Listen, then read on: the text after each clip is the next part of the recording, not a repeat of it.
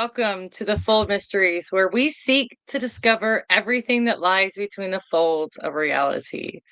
So, I gotta say, Chad, I'm glad to be back home after this weekend. It was fun. It was a lot of fun. But there's nothing like being home with your animals and Mhm, your kids and everything that makes home home. So, but I really enjoyed it. I got to see a lot of great people, mhm. meet a lot of new people, see a lot of friends that I don't get to see often, like you and Sherry and Bob and the people that were there to open the voting for us last year. I got to see them again, so that was pretty cool. Mhm. Um, I'm looking forward to next year. Why don't you tell us a little bit about what we think we have going on for next year's conference in Irons? Well, I think we made a couple new friends this year too. So we are having a conference next year in Irons. It's going to be a 2-day event. There's going to be vendors. There's going to be more speakers. It'll be a much larger event. We'll have campouts, a VIP. People can rent cabins or cottages or just camp. Um, I'm excited. The whole township is behind us on this. They're supporting us, and this will be our third annual. Okay, so just Yeah. so people know, Gwendolyn, you've been involved in both of them. So Yep. and the township wants to continue this and to grow it, and it's a wonderful township that has a few very large events every year. Who knows? Maybe one day they can have a parade for the Bigfoot Dogman event. That'd be cool. I hope we can do that next year. That would be a lot of fun. Um, we did meet a very cool, very interesting Mhm. person while we were up there, and we were lucky enough to get her on the show tonight. Wasn't she our first visitor at the door? She Aside was, from she was. she's a great And I person. I actually stood outside talking to her for a little bit in the rain, and it was like hit me right in the face, but everything she was saying was just so interesting. I didn't want to like stop the conversation, but I was like, "Oh my gosh, I am soaking wet." And I got all day at this event to still go through and then the investigation afterwards. So I was like, I want to talk to you more inside. So hold that thought, and I'm going to get out of the rain for a minute, maybe get a rain jacket on. But yeah, we were lucky enough to get her on tonight. So, well, I want to welcome Dana Well, Joe to the stage. So, welcome, Dana. Hello. hi, Dana. Hello. So, Dana, you had a ton of interesting stuff to talk to us about while we were there. And so I was thrilled that you could join us here this evening. But I want to know, kind of tell me how everything started for you. Like, I remember you said something about an awakening. Can you run us through how that all went down? Well, it more or less started when the awakening started in 2018. It started connecting things in the past, and I'd like to bring a little bit about the past in, so it kind of connects with it all. So when I was a child, like around I'd say about 12 or 14, my first encounter that really stuck with me was um, the night that my parents were watching the 11 o'clock news. My father, I can hear him talking in there, saying that there was Bigfoot sighting on by the Mackinac Bridge in the Lower Peninsula, and I shared a room with my sister. So hearing that as I was laying there, and of course, my sister was falling asleep, and she was asleep, and as I'm sitting there, I was starting to feel this really strange feeling, and as I was looking at the window up, it's higher up in the wall there. I seen this shadow come across, and it was shaped like almost like the side of a face. And as I'm watching it, I got kind of confused because our yard light was on the other angle, and um, the road, we're in the country. There's no headlights that would have shown any type of reflection. It just looks like somebody's coming to the window, but they happen to be really tall, like 7 or 8 foot. It didn't make sense to me. I knew my brothers and sisters were in the house, so no one's going to be pranking us. And as I laid there, it started coming across, and I got this horrible, horrible feeling. Um, I was terrified. And as it seemed like it was just getting ready to turn to look, is when I closed my eyes, and I laid there and I can feel it staring at me. I can feel just this horrible weight of it staring at me. I couldn't move. I wanted to nudge my sister, but unfortunately I was like paralyzed. I was stuck, frozen. And the next thing I knew, it was morning and my mom was waking us up, calling our name. And I was very confused. I don't know what just happened because it was within seconds. And now I'm waking up. I don't remember sleeping or anything. And I go in the kitchen, waiting for the bus, and I go outside, and I had to walk by the window. And when I reached up, I couldn't even touch the bottom part, barely. So I knew it had been about 7 or 8 feet. And then I went to school, and I announced to my class, I was in 7th grade, that I seen Bigfoot. I was positive I did, and no one could say anything different. I didn't care what anyone else says. And to this day, even my classmates know. I remembered when I stood in class and says, I seen Bigfoot. It came to my window last night. So it was quite traumatic. I don't know if I passed out. I don't know if I ever opened my eyes and seen it. I don't know what happened. It was like, I closed my eyes. I could feel it staring. I was paralyzed. The next thing I knew, my mom was calling her names. It's the next morning, getting ready for school. So something happened with me. I don't know, because I noticed that I kind of connected, now when I look back, that I would have I had this certain dream where I had eyes always watching me. So I don't know if that's correlated, but my repetitive dream was 2 eyes. I don't know if that has to do with, maybe I seen it, maybe I can't see any of that. All I know is that to this day, I don't know if it was Bigfoot, because later on I learned about Dogman, or if it was Dogman. I don't know, because it was just starting to turn its head and the shadow, and it had to have been 7 or 8 feet. I don't know. Oh. That's where it started. Lived in a house that everyone thought was haunted, but I didn't pay attention. I mean, we lived there, so we didn't really look at it. We just always brushed everything weird off. Mind you, a lot of the people too connect using the Ouija board as some of these encounters, these paranormal encounters and all that. And yes, unfortunately, I'm guilty of it. I really am. And there was this child that drowned in the lake that was called A, and said he wanted us to be with him. When me and my friend played, my dad warned us, you got to be careful not to conjure up something you can't get rid of. But Yeah. kids, I remember playing with the Ouija board too, and it was upstairs, and I went to go grab it, and I could only find the board, and the heart piece was missing. I was looking everywhere, and everywhere. But I remember going back too after a long searching for it, and it was right there with the board on the bed from the begin with.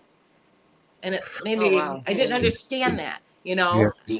Sleep But sleep paralysis is a scary thing. What you experience, I've experienced it. It's a scary thing where it's like you're awake, but you just can't move. And then sometimes there's time, I can remember when I was a kid, I wanted to scream, but nothing would come out. But I was conscious, awake, and I couldn't move. It's a scary thing.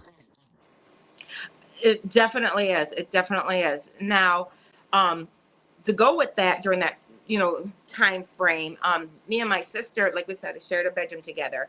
I remember another night that parents were out. My brother was babysitting, and he's upstairs. So he's like, multiple rooms away, plus upstairs, because we had a large house. And me and Crystal were in there, and all of a sudden we heard boom, boom. These two big booms. We started screaming. It felt like it was in the room, though, like big stomping booms. I still don't understand, because I can't correlate it to this date. If it was hitting the wall big, but it was huge, big booms. Boom, boom. We started screaming. My brother ran downstairs, opened went into the bedroom, our bedroom, and started swinging, and he beat up this coat hanger donkey thing that my sister had. But the thing is, later in life, I encountered those booms again. So when I went back to the parents' house to help renovate many, many years later, now I recognize the same banging like the booms that happened. My brother did encounter something out in the woods while we living there. I remember him running into the house, screaming. He had blood coming from his head. Usually, if you get a simple cut on the head, it'll bleed quite heavily. He had blonde hair, but he was just all blood. And my brother was the type of person who doesn't cry or doesn't show any type of weak emotions. And he was startled because when he was in woods at night, because we own 58 acres out in the country, what happened is that he was out in the woods and something came behind him, like 6 or 7 feet tall, and approached him and started making noises, and he took off. He said he hit his head on a branch. I don't know. That's what he said. But when he got to the house, he was hysterical. And I still find it odd. I correlate that with what all was happening. Right. I also found out that just a few months ago, talking to my brother Terry, I'm the 13th child, so I have a lot of siblings. I asked him if what a number, right? Yeah, there's a reason for that, but I'm not going to get into it right now. So it's my brother Terry. I asked him if he ever seen a Bigfoot or Dogman in the family property growing up. He's like, no, but him and Jackie did see a grasshopper, praying mantis looking thing that was 6 feet tall. Wow. I just collected that information just a couple months ago, back when we were kids, because he said they ran to the house and they told Jimmy, because Jimmy was babysitting us, the kids.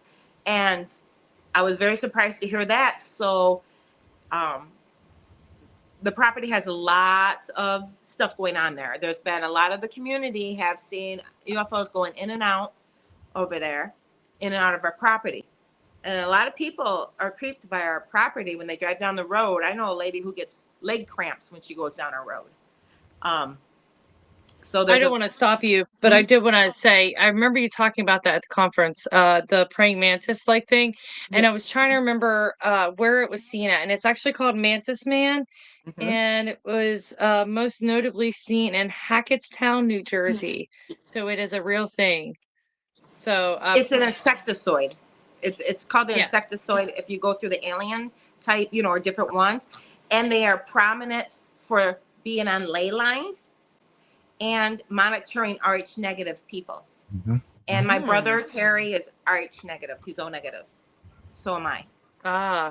So I found that correlation very interesting, that those two things, ley lines, because the ley lines run through my family property.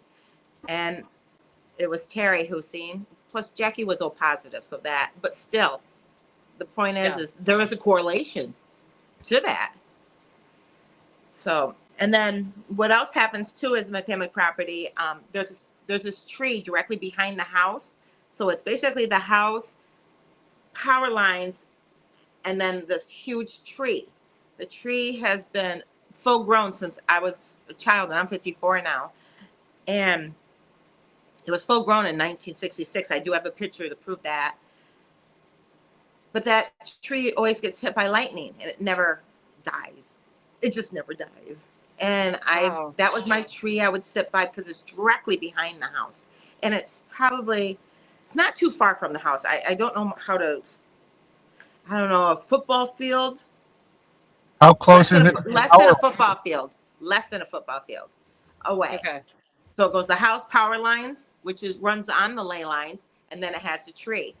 And I found out that the deer only sleep on the north side of it. I walked out there. That's interesting.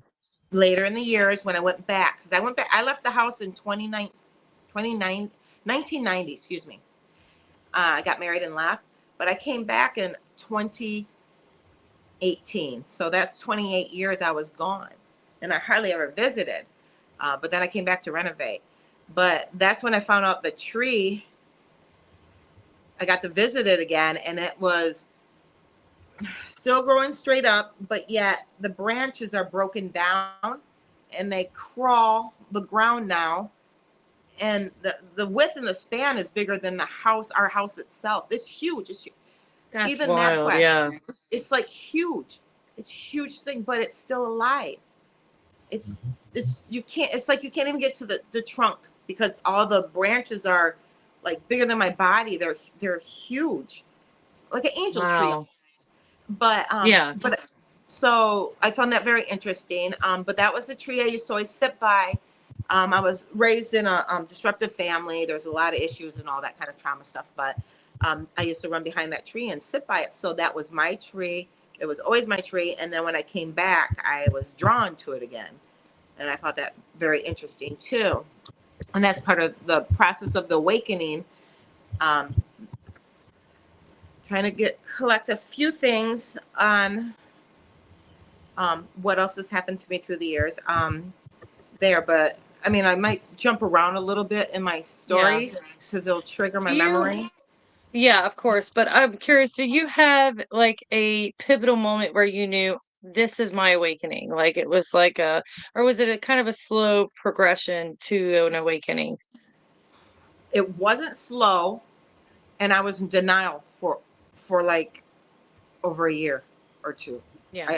I don't know when I finally figured it out because it was so traumatic to me.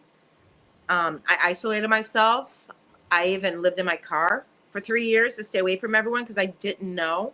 I went and, I wasn't doing any drugs. I wasn't drinking. I stayed away from everything because I didn't understand what was happening to me. And I mean, I've seen a lot of different things. I seen a lot of crypts. I didn't even know what a crypt was back then. I didn't even know a lot of these things existed when it was happening. I was very confused. Every little thing that happened to me, I did research. That's how I was able to survive it in the end. I was research.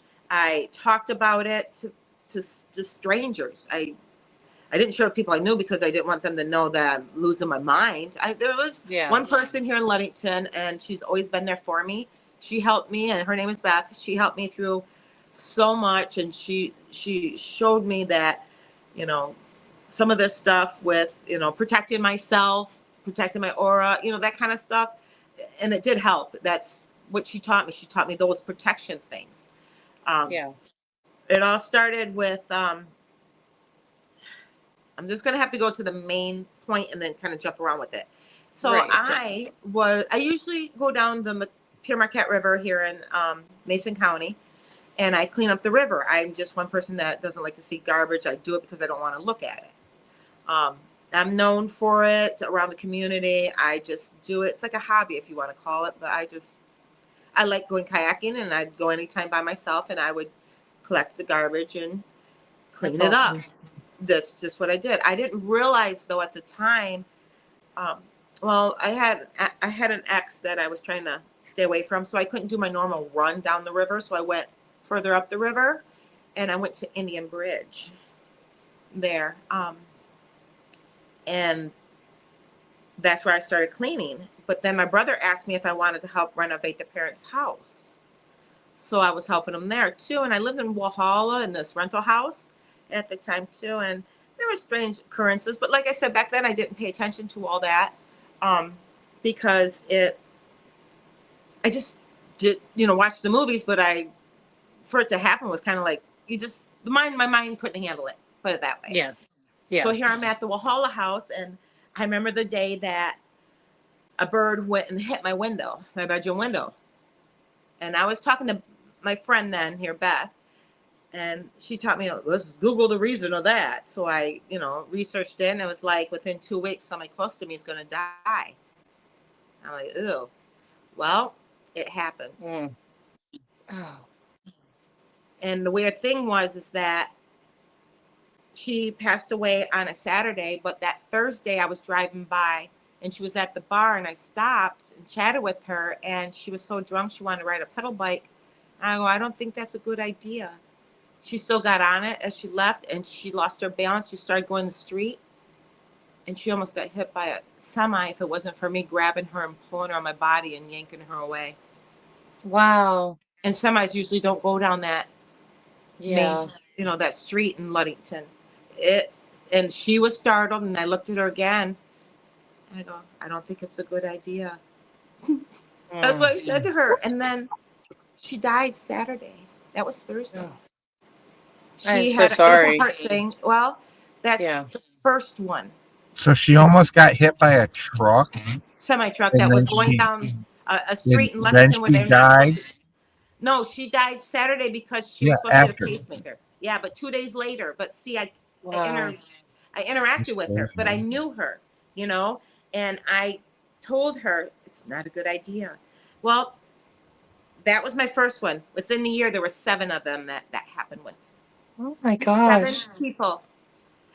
But this time, not with the bird. It was, I would just be driving down the road, or I could be in the house. I'd start crying, and I couldn't stop my crying. I'm thinking, why am I crying? Then I got this urge, just to. I see a person. I'm like, I didn't tell anyone about the cry, but I'd pick one person. I was like, I had a cry, and I don't know why, but I'm supposed to tell you this. That's all.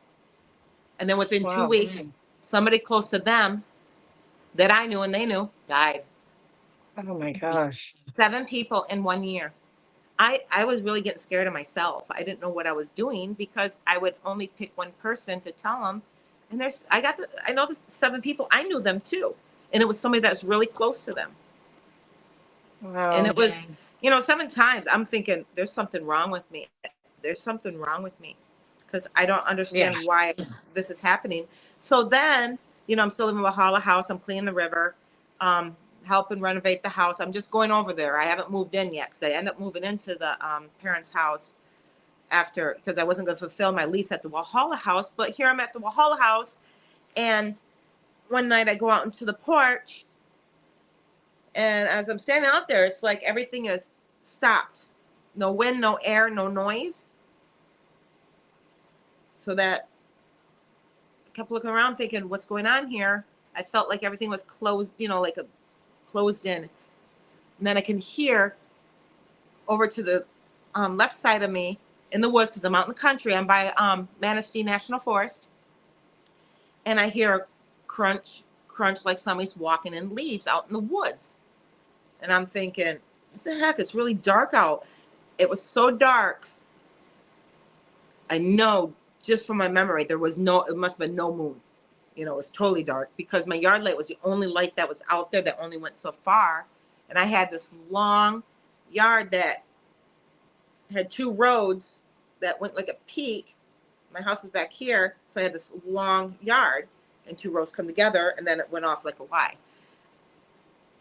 Well, as I'm hearing these person walking, I look at the very point of my yard, and now there's this big black bear dog. I don't even know what it was. Bear dog at the time. Thing running on 4s down at me. It's still got some time, but it's coming down the hill because my yard went in. It went in more, and it's running down. So I go inside. Wow. I didn't even know what to think about that. Now with research and all that, I heard people, I heard something walking like a human, and then I see something running with 4 on 4. I didn't know about Dogman back then. I didn't know. Didn't know what a Dogman was back then.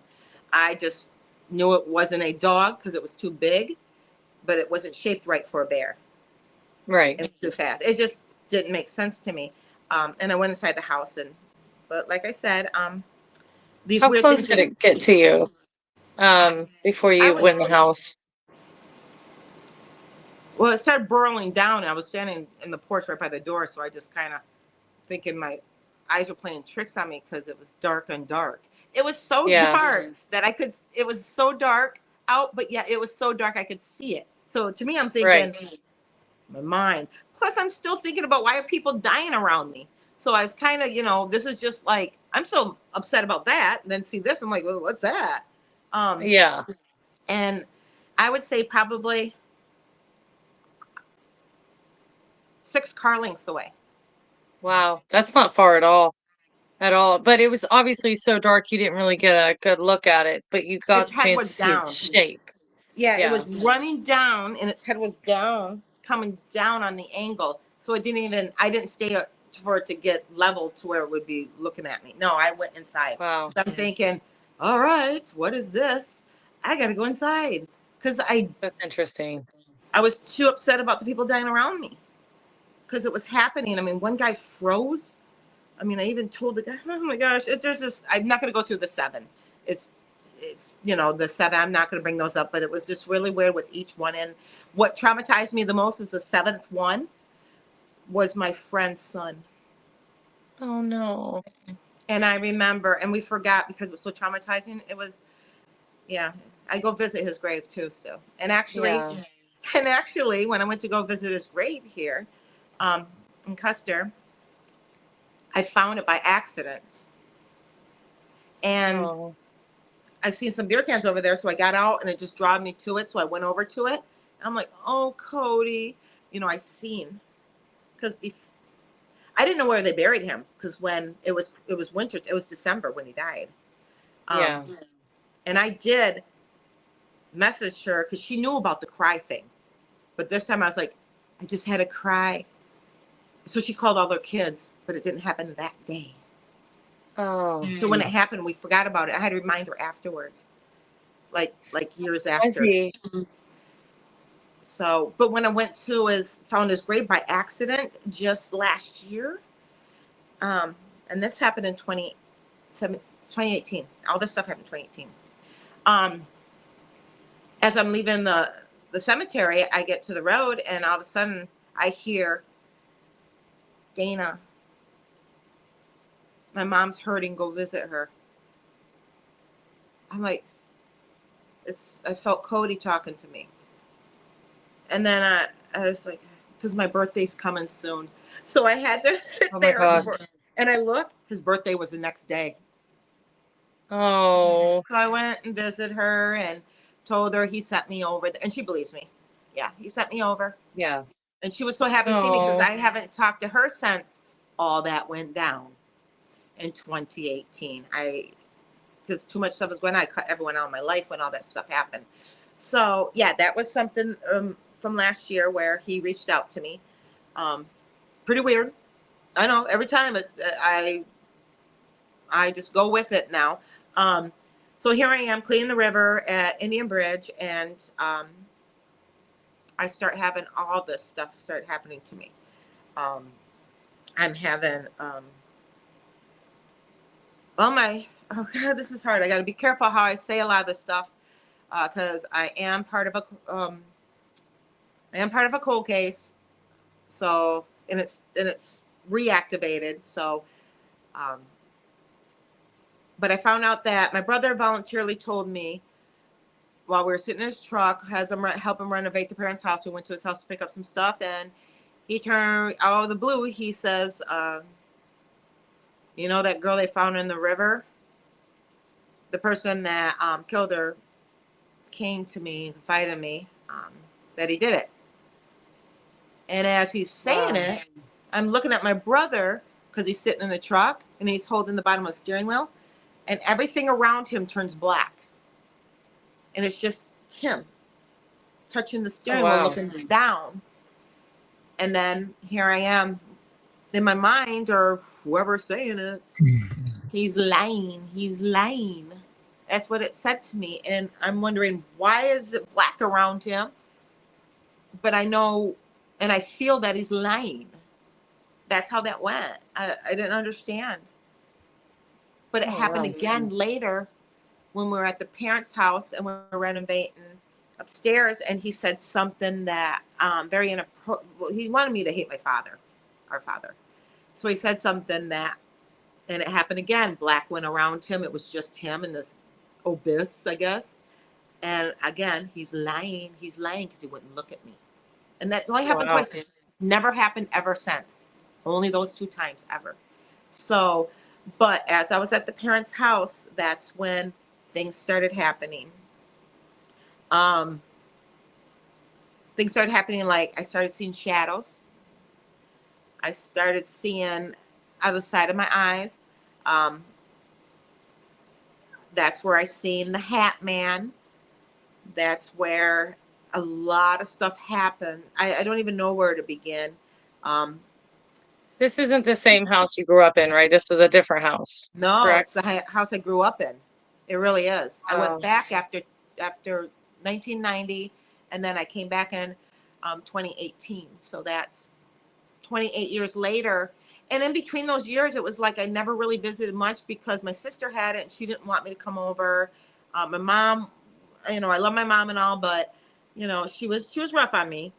Um, but I always lived in different states, and I was married to military. We traveled, and then after I divorced, I still traveled, and I tried to keep my Right. kids for and all. So, but when I came back to the house, I didn't want to leave the house, and Mm. something was happening to me, and I mean I was working hard. I know I was losing weight. I was changing. I don't know what it was doing to me.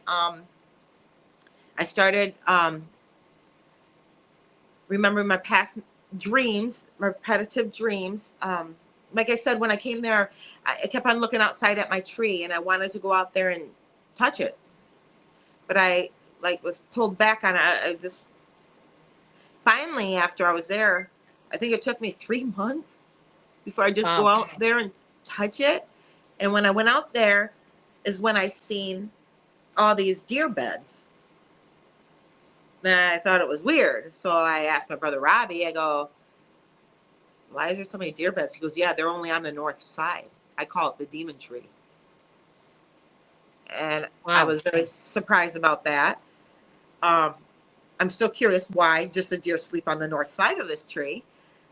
But I Yeah. decided to touch it with my right arm. And when I touched it with my right arm, it was like almost electrical current went through my hand and all the way up my arm into my body.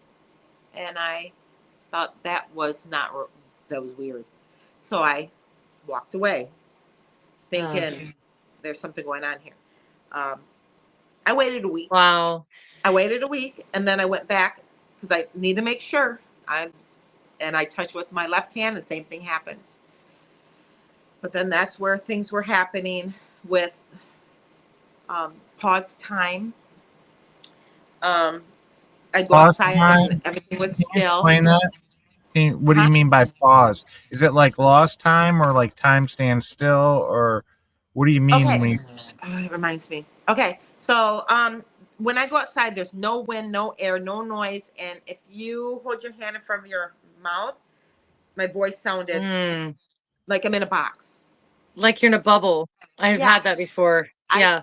I call it, I'm in a snow, it's a snow globe effect is what I call it. Mm-hmm. It feels like snow globe effect. So does Um, that Yeah. mean like you're trapped? You're like yeah. trapped in a box? I'm Okay. like, yeah, in a snow globe. That's what I always think about it because Okay. it sounds like my voice is in front of my mouth is what I say. It's happening. I always call it, it's happening. And I'm like, something, you can feel it. Something's going on. Um, when the whole time I was renovating, I renovated from June to uh, February. June to February. I think it's 8 months. June, November, December, January, February. Yeah, I think it's like till July or June, then in February. Yeah. So it's about that time. June to February is when I was there. And it was like I was changing. I don't know. 9 months. Yeah. So when I kept on trying to leave because I was supposed to move. And when I found out my brother knew something about Melissa Simmons, I was going to move to North Carolina and report it. Mm-hmm. But stuff kept on happening to where I left me and my son to go, and my water pump went out in Scottville within 15 miles away. Okay, quick, go down. Yeah. Then I was getting ready to go again, and I had to use a vice grip to hold my hatchback in my car, and it swung and it shattered the whole back window. Mm. And I kept on saying, this county won't let me leave. It's not letting me So leave. it's like you were stuck there for a period of time. It would kept on keeping me because I was supposed to move during the summer. Oh, it's even bigger. I was supposed to move during the summer by August. It was supposed to be August, but end of August, right before school started, But that's when North Carolina had that hurricane and they had people evacuate the state. My daughter had to leave and her husband. So I couldn't go then. It was like, and that's when the tornado came through and it went through Walhalla, Michigan. That's where the house was. Mhm. And took out trees in my yard too. And then kind of like blocked my whole house in. It was Oh, really wow. weird stuff that was Yeah. happening, telling me like I couldn't leave. It's just weird stuff. That's another story on the trip. I can't even, that is a totally different story where I was in the Appalachian Mountains and how things happened with the dragonflies and the deer and the butterfly. That's like a totally another story that I can't Well, even. before you leave the whole era of the house, Yeah. Bigfoot Recon, who, by the way, you're wearing his shirt from this past weekend. So I Mhm. love it.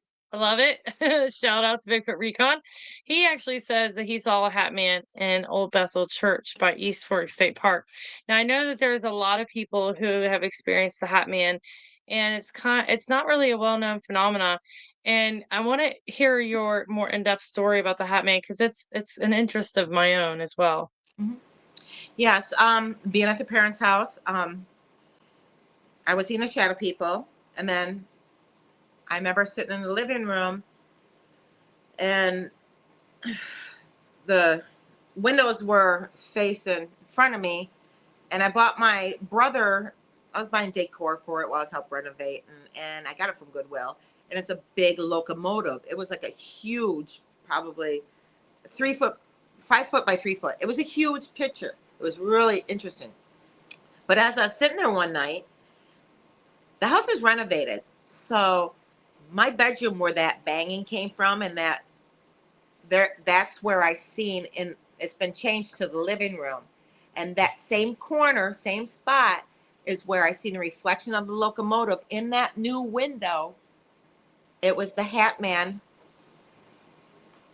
adjusting his hat and turning. And it didn't show, Oh, it showed wow. the side. It didn't show his eyes because his hat was down, so it showed his jaw. And it showed him like situating in a seat. Then I'm And he looking was at not shadow then. You could see his flesh color and everything. I seen him reflection in the window. Oh, The okay, I picture see. was behind me. The window reflected, and he's situating his hat. I turn Oh my around, gosh. and it's not. It's the locomotives, and I look again, and he's still doing it. I'm like, I didn't understand what was going on, but it's the same corner. If you were to make it the other way around, that I was in when I seen that thing come to the window, and that the big steps, the boom boom, it's the same Yeah. corner. And I was Oh, always, I wow. sat there too. I'm thinking, is that some type of portal? Because I was saying, because I was just like, stuff was really happening. Another thing that kept on I'm just happening. thinking that. Another thing that kept on happening is the song Africa was playing all the time. That whole Asia 9 months. by Asia, Africa, the song. Total. Oh, Toto. Yeah, it's Toto. The whole time. Every time I would turn on the radio, every time I would, just all the time. I would even, when I went down to get my son, New Hampshire, visit North Carolina, went to Appalachian Mountains, West Virginia, came back up. Once I got in the state of Michigan, it's first song. Can I ask you a question, Dana? Mhm. Does that song? Do you ever wake up with that song in your head, or does it left? Not now anymore. No. Then So it's left you. I don't now. I've understood. I talked to during that time frame. I went to this one lady who does karaoke here in this town in Ludington, and I told her I'm helping renovate, and I go, but this song keeps playing, Africa. To Deb Dreamcatcher, she used to do karaoke here in this town, Mhm. and I told her about it, and she said she read that song was given to another country to cause fighting and chaos. It's like Oh, one of wow. those, but I never could find the proof of that because I researched the heck out of it because I didn't know. I mean, it would do it to me if I go to Goodwill. It would play there. I was in Manistee, it played there. I went to Ludington, it played again. It's like it followed me, the song. It played on my radio. Until you understood. So there's some subliminal messaging, or I mean, people heard it. I'm like, did you hear that song? You know, it wasn't just me alone, but it'd be like in the morning getting ready to work on the parents' house. I'd like, it's gonna play. I'd turn on the radio and it's the first song. It Wow. constantly. So I don't know what that was about. I still don't. Well, Now let's go back to the Hat Man. So as a child, I would have reoccurring dreams, and I couldn't remember them all because I know there was 4 of them. Well, one of them I ended up surfacing because, well, it just did. That's another long story. And the Hat Man was one of my reoccurring dreams as a kid and got triggered, and it did come back. And it was when we were in the part of our house is over 100 years old. So what happened is I was standing upstairs, and the window, back window, looks, if you look out, it looks directly at the tree. There's that tree again. And what happened is the Hat Man came through the window, grabbed my feet and pulled me through, but I stopped myself before I going out, and I yelled for my sister. That's my reoccurring wow. dream. Like it was pulling me to the tree. So I don't know what Wow. that's So about. is that corner of that house nearest to the tree? It's the middle of the house. Because Oh, there's okay. renovations, there's a kitchen on one side and there's a living room on the other, additions.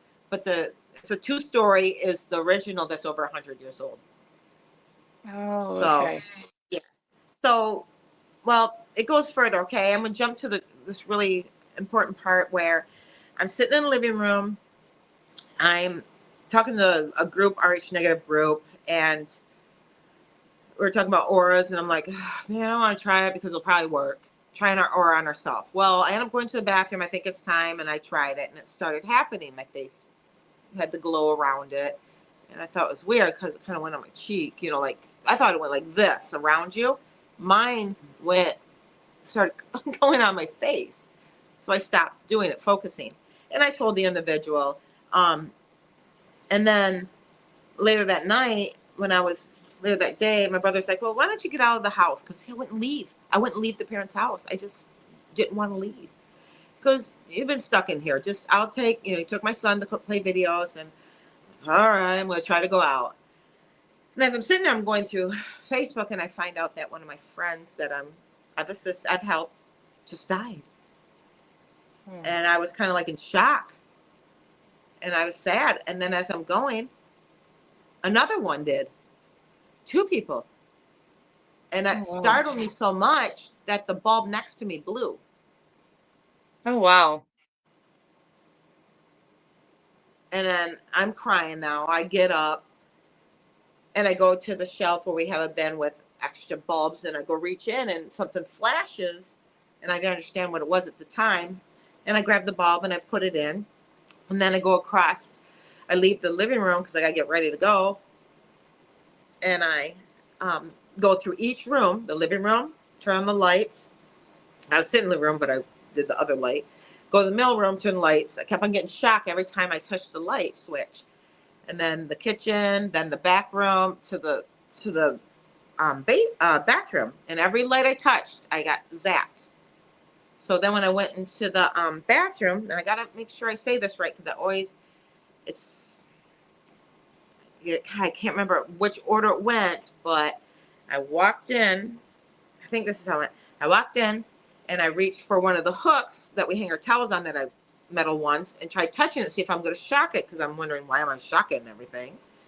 And I touch it, nothing happened. So I turn around to where the door I came in and close the door, and the back of it has a hook. So I go to reach up to touch it, and all of a sudden as I'm reaching for it, my shadow to my hand went boom, and it touched it before I got to touch it. Like Wow. it reminds me of the Matrix movie. So being that I was thinking, what the heck just happened? I used my left hand because I'm always trying to reassure myself, try again, you know what I'm saying? Because this stuff I'm losing my mind living in this place. Right. My Yeah. mind's been going for a while now. And I reach my left hand and it goes the opposite way. Boom! The shadow like sucked back quick. This was all quick. Like, doom, doom. Thinking, what the heck? And I turned around to look in the mirror because I'm going to do my aura because I'm mad. Because I'm thinking, I'm losing my mind. And as I turn around, this is what I see without me holding on to it. Oh, Oh, wow. it's kind of wide. A little exaggerating there. It's about, well, you get the gist of it. It's about, Right. and I'm just have this piece of hair standing straight up. Oh my gosh. What the heck? And I went like that.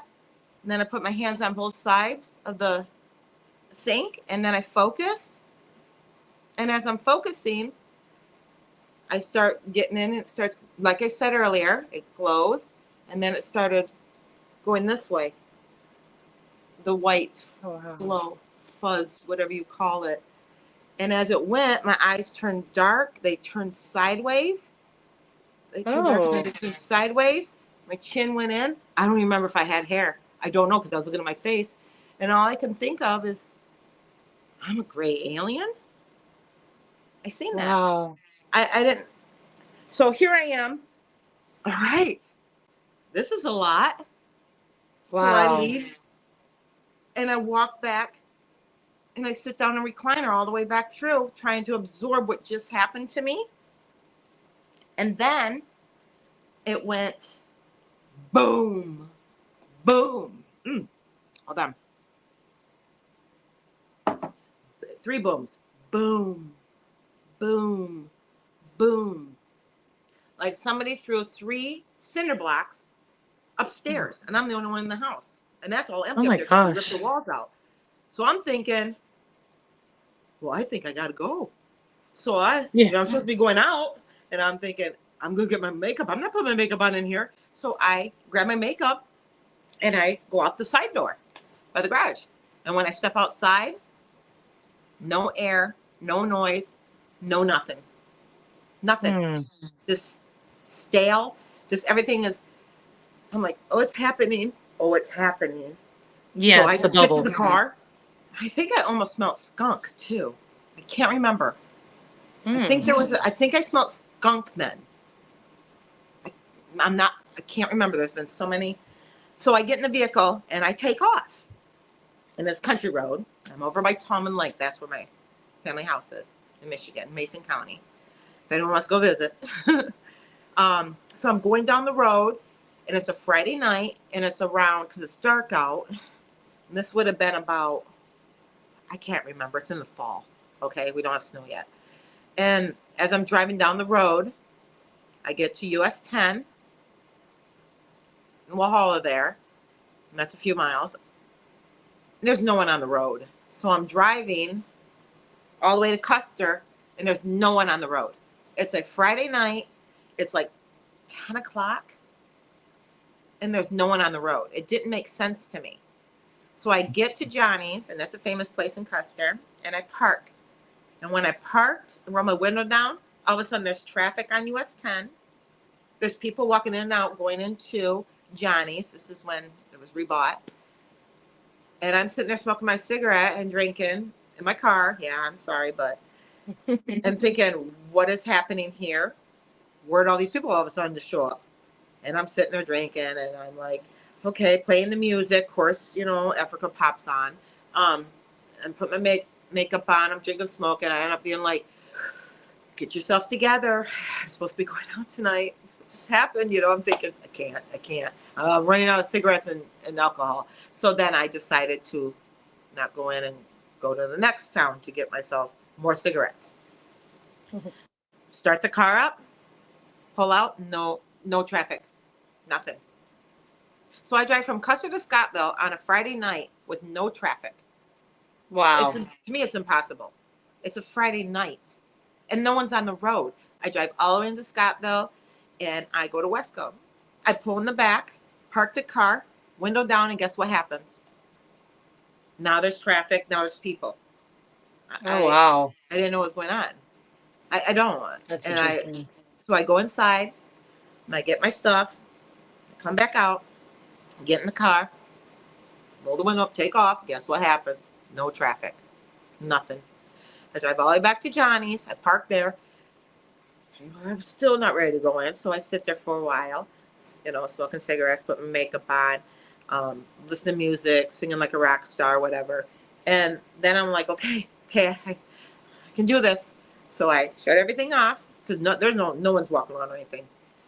And then I come out and there's no one. Now the sign says open.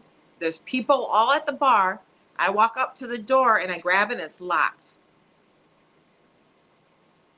I walk over to the window and I can see everyone and I tap on the window. No one turns around. Oh, wow. I'm pissed. I'm pissed. You know, I was already stressed enough, let alone, what the heck? Is it a private party? I don't know. So I left.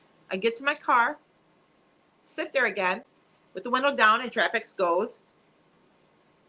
But then I'm like, I'm leaving. So I take off. I drive all the way from Custer back to down US 10, no traffic, down Campbell, and then to box stands on the corner there, right before I get to the house. And I park. And I text the owner because I know him. I says, I thought you were open. If you're going to have the sign on, or if you're going to be closed, you should shut your sign off. And Jeff said, Dana, the door's unlocked. Come on in. Yeah. I was like,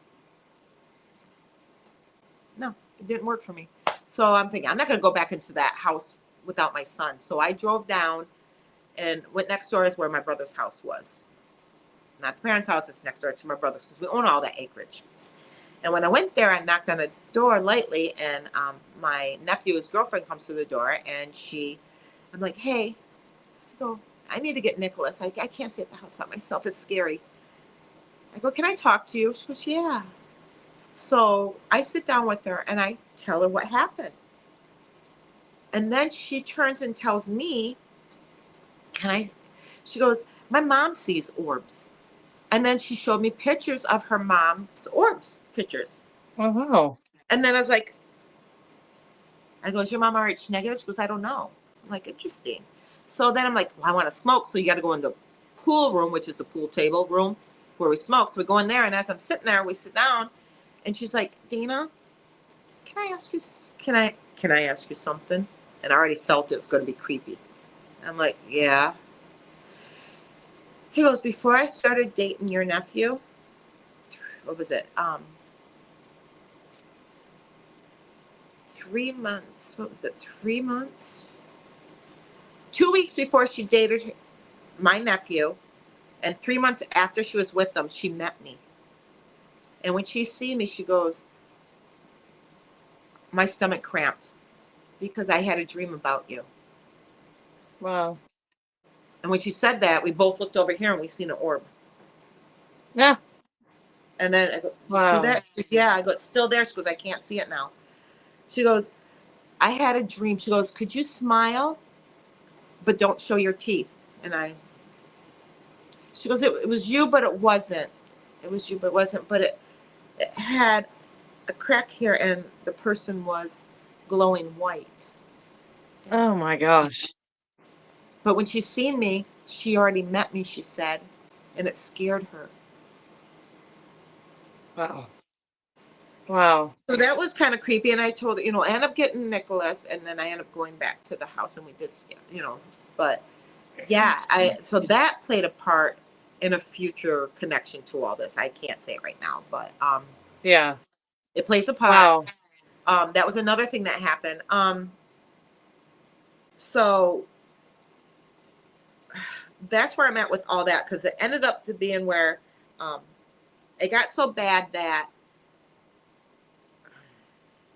my brother knew I was going to go report him, so he tried harming me and my son, and that's another story, and that's where I ended up leaving there. But then I ended up going to domestic violence center, and then weird stuff happened there where the crows followed me. Then I started on my journey when my son ended up going with his father because my brother tried harming me and him. And there's a court case and all that stuff. I'm not going to get all into it. But now my son's been safe with the father, but now I'm by myself. And it was a good choice because I was seeing things in the next 3 years that, I'm talking black-eyed people, no-face people, reptilians, shapeshifters, the Mothman. Um, there's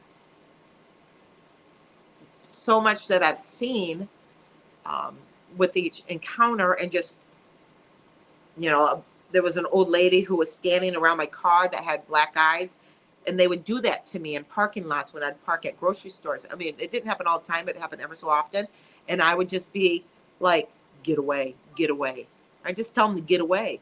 The shadow people, I did stay on and off with my daughter, but I got scared doing that because I didn't know what I was or what was happening to me, and I didn't want to harm anyone.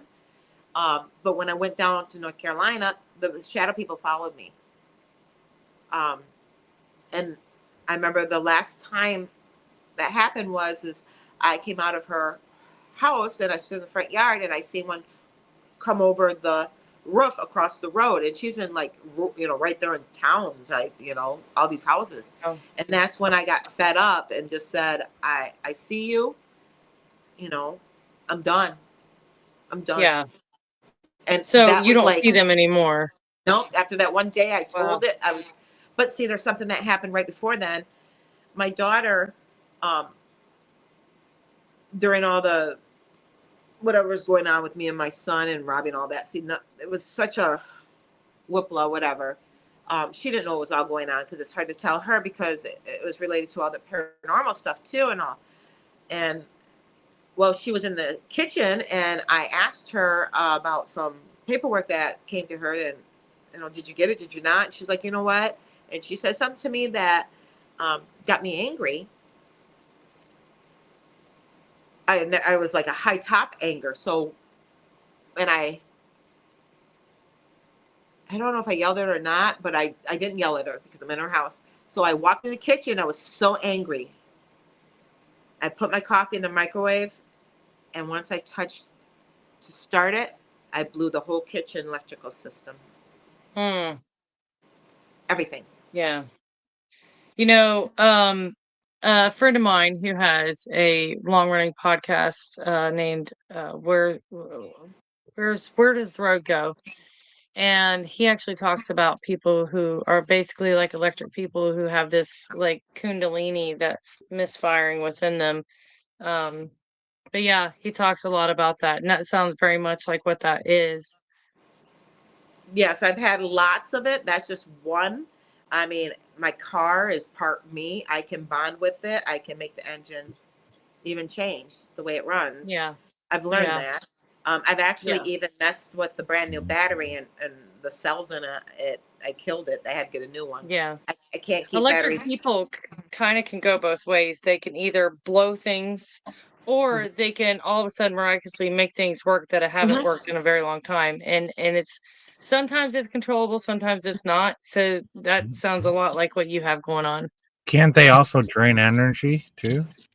Yeah, they drain energy from people. And that reminds me, when we were leaving there after the walk that we did, after the hike, I gave you a hug, and it was like this pressure pain on the side of the head that, our heads touched, and it was like this pressure and pain. And I was like, wow, it was just this, it was just like this almost electric yet drowning pressure. I'm usually careful when I don't usually hug people. I'm very, very careful who I hug and who I touch or let touch me. I'm really worried about that. I didn't share with you guys when we were on the walk that was a Fay tree, and it was dropping water on me. Oh, I did tell you. Okay. Well, that was a question I had. He was going to ask about that. Yes. Okay, so on our hike, we showed you the things we found, and we can't say Bigfoot did them, but we can say they didn't fall in there naturally. We can say that. Now, I noticed you like going up to the trees by yourself and touching them and things like that and standing under them. Quit it. My dog's being naughty. Stop being naughty. Were you getting any types of vibes or feelings or what? Because I never really got to talk to you really about it. Well, I've learned things. I'm a tree person. That's one thing. And I use trees to communicate with. And I actually was making the environment safe. Okay. Wow. I was making it safe. I was clearing it. If you notice, it was quiet there. There was no noise. Yeah. No. Yeah. It was very Well, quiet. we were in the middle of nowhere. I mean, like miles Well, no from birds or anything There was either. no- I Yeah, noticed. there were no birds. squirrels. Nope, nothing. There was no birds. There was no wind didn't making see a the deer, leaves. nothing. It was just silence. It was like hmm flat, just nothing. And I was touching the trees, trying to read them and trying to just keep it. I don't know. I don't know what I do. I do things without knowing. I just get pulled to doing things. Just like, I've been pulled to places like January 6th, Washington, D.C. I was there. The Georgia Guidestones, I get pulled there. I was there 4 times. I was there last year, September 26th, when the flood started down in Tennessee. I get visions a week before and I'll go there. I don't know it's connected until it's already happened. It's not like I just see something a week before and then I get this weird feeling I got to be somewhere. And then I put it together backwards. Everything I've learned has been backwards. I get the experience and then I research the heck out of it. And then I learn from it. And everything is, why was I here? Remember that? But now I've learned to reach out to like my friend Beth here. I sent her a message saying, I just had this vision with my eyes open. I seen this, I even seen her face in her tree at her house when I opened my third eye with my eyes open. Later that day, we seen a mushroom circle and the house we were cleaning. I smelled smoke, like there was an entity there. But I do take naps at cemeteries, and I've been woken up smelling cigarette. I'm drawn to cemeteries. I'm drawn to trees. I'm drawn to ley lines because when I lived in my car, I found out the loop I was taking the whole time. I was following the ley lines. I didn't realize that. And there's more to it. When I remember when my battery went bad because the cells died, and I had to look at the warranty. And when I looked at the receipt, I actually got it in Ludington here, and it was, because I went the day before to have it checked. But when I looked at the receipt, I was in Manistee at the same company, business, whatever. And it was the day before that when I bought the battery in Ludington. So I visited the exact same day from 2 years ago. All right. Looks like and then I started looking back and noticing when I went to Georgia Guidestone, always went it during a certain time. I was there March 22nd during its anniversary. And that's when Flint, Michigan, there was a church group that came there that was blowing the ram horn in all corners and all that. It was very, I was watching them. I got videos of them, and they ended up trying to take me in their van and take me with them. They literally tried to grab me and pull me in their van. Then another time, and that's when they were standing around. So how'd you get away from that?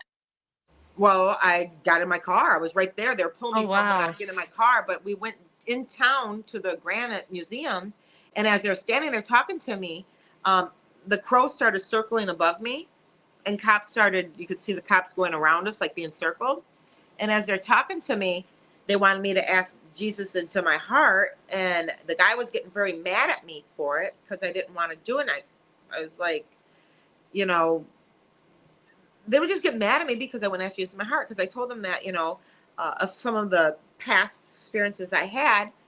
And I was getting a bad vibe from them. I can't remember at all how it went, but I remember when I turned away, I'm like, I'm done. I'm walking away.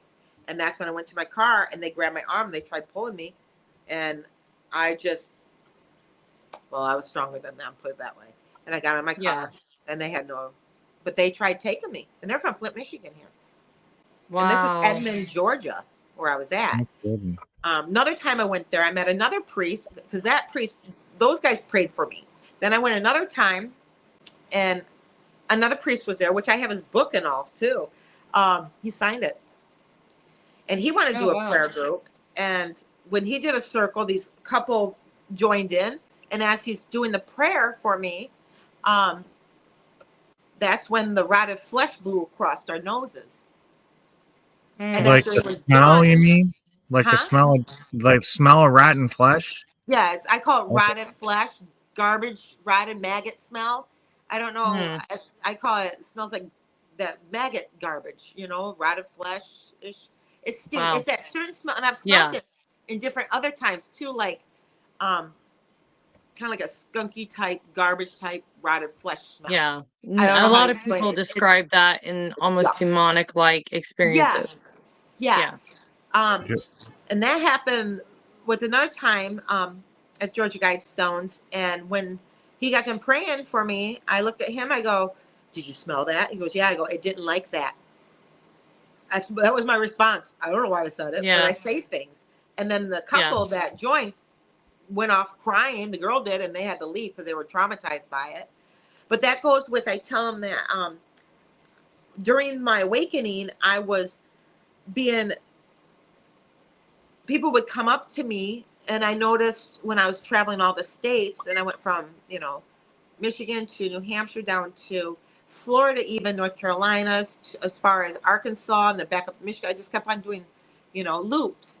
And I would have encounters with people, but I'd always notice a lot of people walking and dragging their left leg. And I always Mm. thought that was very demonic. I always thought that was demonic because when you watch your scary movies, what happens? These people throw up worms and then they drag their left leg. It's the left leg. It's always That's the left leg interesting. in the scary movies. And I started correlating it together. And then I started asking random people. Like even this one guy down in Georgia, I think it was, he was a Walmart welcome guy and a very religious guy. And he's like, bless you, and all that. I'm like, hey, you notice a lot of people are dragging their left leg? He goes, I've been noticing that. And then I explained to him my thoughts on it. And that Zombie day, apocalypse. well, I think that people get bogged down with demonic attachments, and that's a telltale sign. That's just what I think. I There's almost envision like demons just like holding on to the leg and they're just like trying to live and keep dragging them with them. It's Bigfoot Recon had a question. He wants to know, do you experience deja vu a lot? yes, of course I do. Yes. And actually, when it happens, that's when I make sure I pay attention to it. Like Mhm. Yeah. something's happening. Yeah, I get deja vu. I get premonitions. I know things before it happens. Yeah. If I think about someone, they'll appear or call. Mhm. Um, Oh, that's I hilarious. Let me I tell you a get story.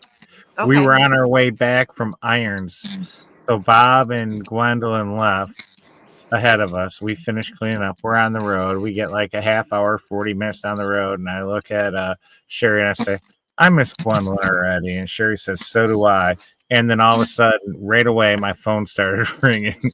It was Gwendolyn, and she just had That's to me. call. Yep. And it's like that kind of stuff. That's real. That stuff really happens. When you think It about is. somebody, there is a connection of Yes. telepathy that can travel, whether it's you No, think yes, 100%. And that's how it works. It's the energy. It's reaching out. See, I'm involved in a cold case here in Mason County, and it has to do with what happened with You can call her Jane Doe. Jane Doe. Okay, thank you. Yeah. Yeah, because it's been reopened, and they actually exhumed her body too, and I was part of that. Wow. Mhm. So I've been obsessed over it because my brother told me he knows who killed this Jane Doe that was found at the bridge that I was cleaning. And I learned wow. that water holds memory. I've learned since then. I've learned a lot in this past year, even. I keep learning. And so I was at the place where they found her body. Mhm. I'm hearing back talk in there. Somebody walked his dog and he's talking on the phone past Oh, my. okay. Like, what is that? So what's happening now is I'm really connected to this, and I almost get assignments, and I do things. I've opened up a TikTok account where it's just about Jane Doe, that I'm Uh-huh. giving them updates, but when I went to a friend's house. I'm not sure what year it was. It was 2021, 2019, 2021, I think it was. And I hanging out with the brother and sister and talking about the case, the cold case. And she mentioned that this person wasn't found the body. I'm like, no, it was a Traverse City guy. And then I talk about a lot of religion because she turned really religion. And the reason why she turned really religion is because she lived on the corner of the road my parents' house, my brother's house was, and there's a cemetery there. And she's the one who would get the leg cramps when she would drive down that road. And she was so scared that there was something demonic about our property that she went to the Was Lord. it left leg cramps? I didn't ask which leg. I'm gonna have to ask. Yeah. That's a good question. I could go visit her. I think I might do that this weekend. So she lived on the corner there, and she knew there's something wrong with that property. She's the one who told me who was there when they found her body, the other person. So I was like, I want to talk to that person. And then she's like, well, you should read the Bible and all that, because I thought there was weird stuff happening, because while I was there, a toad showed up where I was at. And see, that kept on happening at my daughter's house. A toad showed up one night, then a black cat in a garage, then there was a snake, and then these bats all the same night. And they came all out the window, and I think they went in the peak. And that's why I couldn't stay at my daughter's house, because things were happening everywhere I was going. So I had to stay by myself. And so here I'm with that. It was the 4th of July. Oh God, this story. So it's 4th of July. And the next morning, after we hung out and all that, I woke up there still sleeping. I wanted to go get some coffee, and I was like, I need to take a shower or whatever. And I decided to go to Lake Michigan, Second Curve, and I was going to take a bath in Lake Michigan, wash my hair and shave my legs. And when I pulled there and parked, all of a sudden this SUV came pulling around, and I seen a hand waving hysterically, but it was like a glare on the window, so I couldn't see a person, just this hand, like in a scary movie, just a hand and then no person. She pulls up, she jumps out, she runs to my window, she goes, how do you like North Carolina? And I looked at her thinking, oh, the car, yeah, it's registered in North Carolina. I go, no, I'm from here. I says, and we start talking. She shares some stuff about her being she's from Indiana or Illinois. And she's there on vacation because 4th of July. Ludington's very famous for that. People come in there, tourist town. But she's having issues with her husband. I don't want to get into her personal business and all that. But she shared that. I shared how my brother was trying to get rid of me and kidnap my son, which is part of that case. And as we're talking, she's like, so the night before, I talked about I wanted a Bible. I should read that. And also the person that was there when they found the body with the Traverse City guy. So now she's telling me she's got a gift for me. I'm like, okay. And she goes to her vehicle and comes back, and she hands me a Bible. And I was kind of surprised, because just the night before I says I need to get a Bible. And then she's getting ready to go. We were there like an hour and a half or so. She gets ready to go, and I'm thinking, here it is. Tell her, Dana, tell her. Because she told me she came there to wash her hair in Lake Michigan also. Wow. Interesting. And I thought that was very odd. And that's why when she was talking, I was just like, how many people wash their hair in this lake? I was just, what? Everybody that swims in it and ducks their head underwater? Well, no, she came there specifically to wash her hair. Do like that. I did. So here I am. I get out of the vehicle because I'm feeling like this. Tell her, Dana, tell her. I'm like, okay, I'll tell her. So I get out and I catch her before she pulls out. I go, I need to share something with you. I go, I came here too to wash my hair in Lake Michigan, but also shave my legs. She goes, what is your name? I go, it's Dana. And she's like, I'm Mary. Oh. And she says she works at Graceville Nursing Home, Indiana or Illinois. I can't remember. I've got it in the Bible. I still got the Bible. And I was like, I go, I came here to wash my hair too and shave my legs. I go, so it's odd. That's why I wanted to tell her. And then she tells me her name's Mary. Okay, I get back to the car. And I write down in the Bible, the front page, I wrote, Mary, from Graceville, in Indiana, Illinois. It's over in the room there. And then I wrote the time. It was 11:11. Ah, yeah. It's in my Love book. that. And so now I leave. She's gone. I leave. And now I gotta get my coffee. I never washed my hair. We talked too long. So I'm driving to Murphy's in front of Walmart. And as I'm driving, I parked and and as I'm driving, I realized the person who gave me the Bible was Mary. I didn't click at Oh, the time. yeah. And from Graceville Nursing, she works at Graceville Nursing Home. That's interesting. Yeah. Mary full of I cried so hard I needed windshield wipers on my eyes. I was hysterical. I was really freaked out. So then I get to the gas station there and I had the message, my friend who I told, last night talked about all this. And she's like, yeah, God's watching you. He's there with you. I'm like, okay. Well, then I get ready to leave because I calmed down. And I'm like, oh, my coffee. So I pulled on the other side of the gas station and I parked. And as I look over, well, see, my friend last night told me also that he works for Budweiser in town. And he drives the Budweiser van. Well, Okay. here I parked on the other side to get my coffee. I look over, there's a Budweiser van. Huh. And on No the door, way. it had his name. It was him. Oh, wow. Oh, I- wow. That's It- wild. A Bible and him I got gifted the next day. I get out of the vehicle. It was like, both. yeah. It was I- like someone's telling you, like, pay attention. This is Yes. important, Yes. And Like, it was wanted given- you to make sure. Yep. So I get out and I have not seen him. He went to my school and I knew his brother and I knew he had a younger brother. wow. So he knows who I am from the past. Yeah. But I stood there shaking my head no and with my mouth hanging while he's on the phone. I'm like, and I said his name and his last name. And he's like, yeah.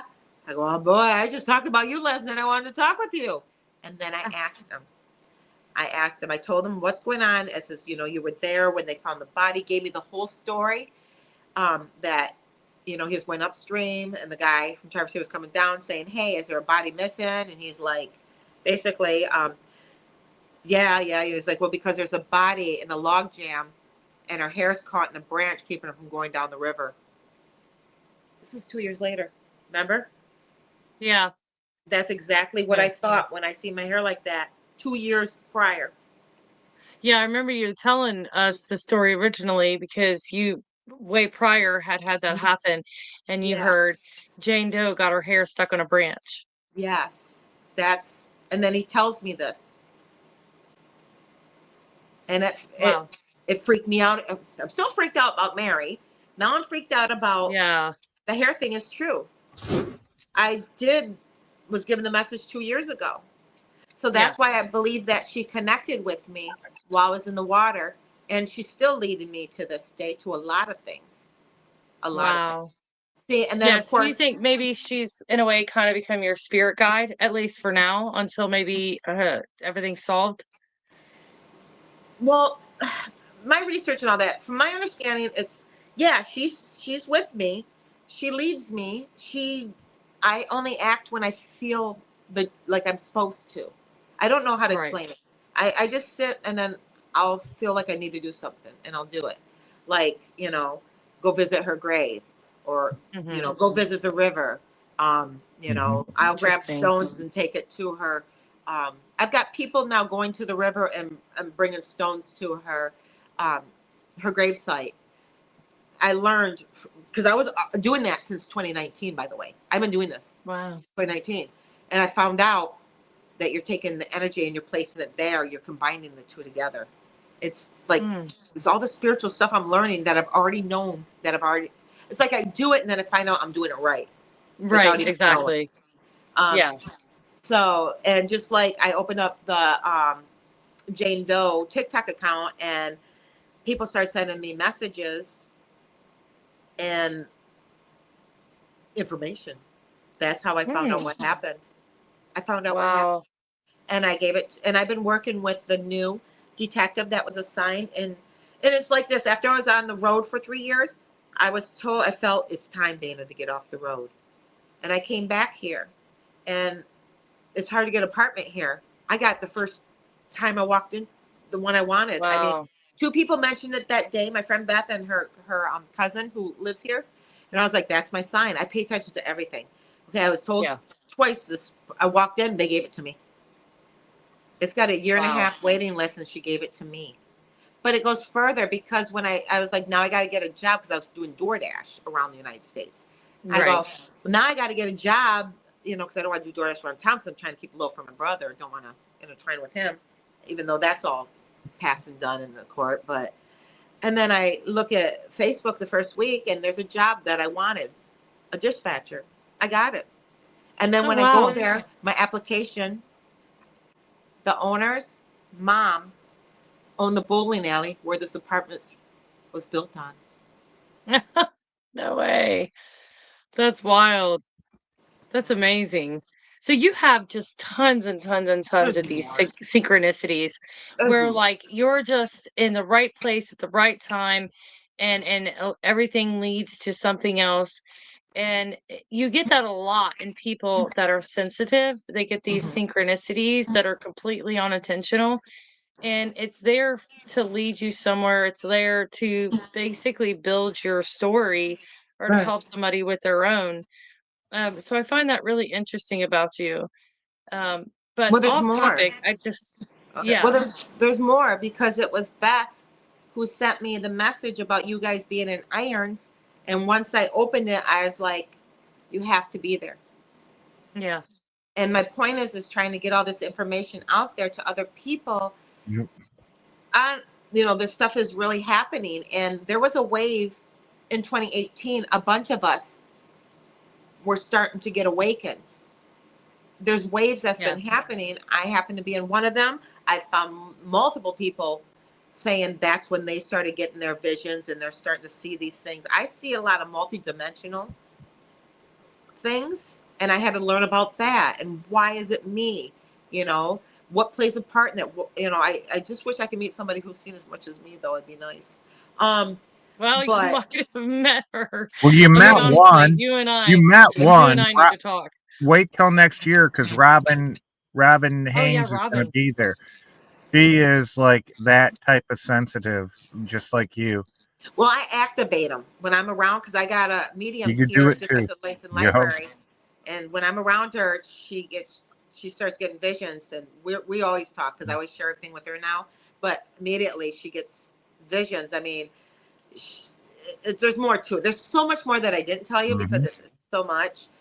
Yeah, There was layers of during my awakening. What I've learned is there's layers of when a person is born and grows up, they have traumas. And what happens each time a trauma, you open yourself up in your soul, and that's where you get attachments and you get layered. Okay? You get layered, it mhm, bogs you down, and that's what makes those crabby old people that when they get older, they're so bitter and because they're boggled down with all these attachments of trauma. Each layer it weighs them down. It's covering the soul. We're supposed to be light and love. yeah. This That this makes a is lot of what sense. people change. Well, during the awakening, and this is what I've learned, and it makes sense to me. I was going through different changes, and the frequency changes, and these attachments can't stay on anymore, and they start coming off. And when you start doing that, then your true self, light beings, like I get premonitions, I'm clairvoyant, I'm all because I started cleansing too, parasite and heavy metal cleansing on top of it all. So while doing that, then these random people, which are so much more stories, come to me, are like assigned to take that one off me. Hmm. I even have one that's here in the apartment who witnessed the first time it started when the 3 came off at the beginning, which was July 5th, later that day after I got the Bible and ran into that guy. I Is ended up that the going one to a that saw you laundromat. coughing up That's demons? that's the laundromat one. Yeah. Then I went there Wow. and this girl was there and she started talking in tongues. First, when she wanted to pray for me, her face turned into a reptilian. It startled me. I triggered my car and her car for the alarms to go off. Hmm. Yeah, and she started talking in tongue and I started coughing up. Yeah, it's like a long, long story. But then these Whoa. 3 prayer people came across the parking lot from Little Caesars, and then she's like, "Are you here? Are you the prayer group?" And they're like, "Yeah." I mean, I'm like in unconscious. The weather's getting stormy. everything's going into digital and like moving like fast but slow, but in Oh, digital. Time was shifting. She's now here. She's in my apartment. I just met her 2 months ago. She oh my witnessed it gosh. all. She came back to me because I wanted that verification. And she Mhm. Yeah. found me. And she found me the night they exhumed Jane Doe's body at the cemetery that I went there and verified because they didn't say who it was, but I knew the background of the photo that they posted. Yeah. Wow. And I'm the one who told everyone it was her. Yeah. And I was, but it goes more than that. It goes with the SS Badger I was working on. The Pere Marquette River, her body was found. Pere Marquette goes all the way into Ludington and to Pere Marquette Lake. The SS Badger ferry is in Pere Mhm. Marquette Lake. Anyone who's sensitive goes on that ship, gets activated, starts getting visions, which there's another girl that's happening too. And then there's echoes that's been happening. There's so much that's been happening. It's all really happening. I mean, it's so much. Yeah. But these people know. The people on the ship who I worked with know. They've witnessed stuff. They witnessed me just going out there and waving my hands and the wind started blowing. I mean, there's stuff that they've seen. And I've told them, the frequency of the shift has to change to more positive. They're the chefs, they're the cooks. They're there. We're all there trying to change the Mhm. frequency. It's Yeah. amazing because the ship goes on the ley line that goes from Ludington to Manitowoc. And that plays Wow. another part with my ocular migraines and then seeing stuff. And there's always meteor sightings around when I have ocular migraines. So Oh, Dana, wow. do you That's use any interesting. technology? Like a lot of ghost hunters use EMF readers and such. You use no technology at all. Digital audio recorders, nothing like that. No, I don't, because I'm not looking for them. I don't look. It happens. I mean, I've You driven just go from and you here. visit the graveyards to be there. I just sleep there. I feel Yeah. safe. But I've had black-eyed people come there and try to corner me, and I told them to get away. That was in That's Whitehall, crazy. and Those there was black-eyed people, they're frightening. they don't bother. Frightening. See, that's the Demonic. thing. I'm so mad now. Not mad, but I'm like, get away, from me. Yeah. That's how I am because I've seen them so much.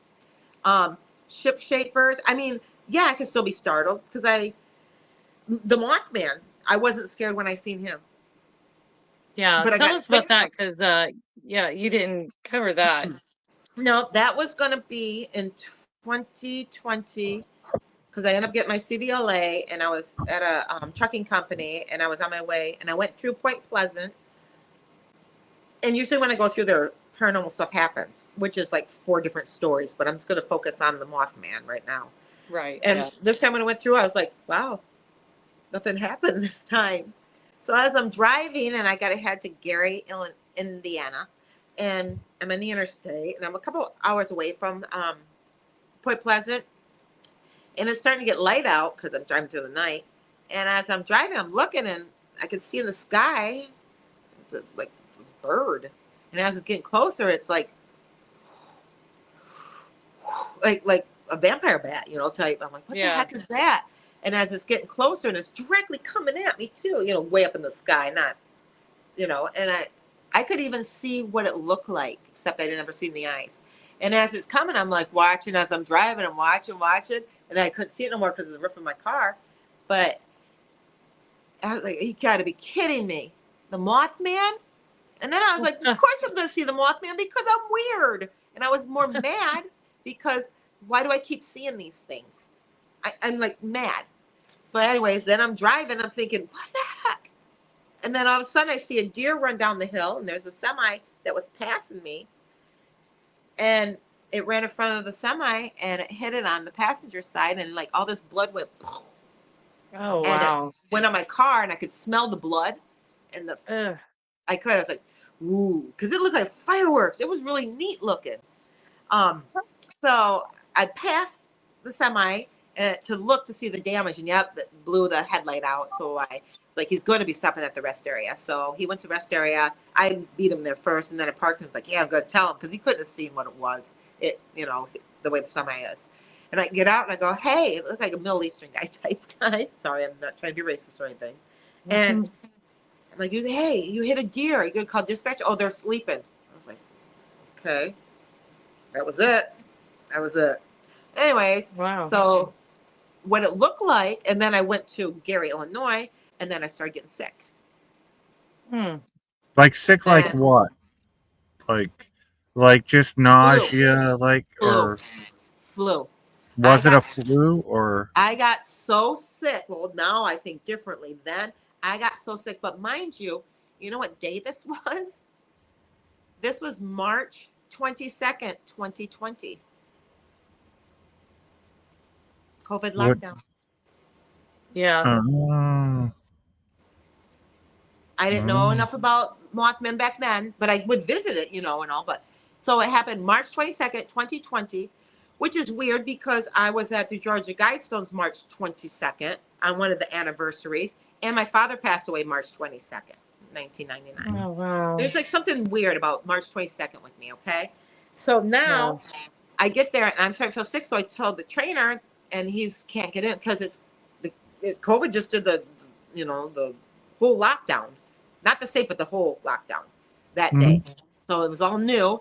So they put me in one of the rooms there, and I was there for 3 days. I was so sick. Oh my God, I was so sick. I was throwing up. I could barely walk. I was sweating so bad.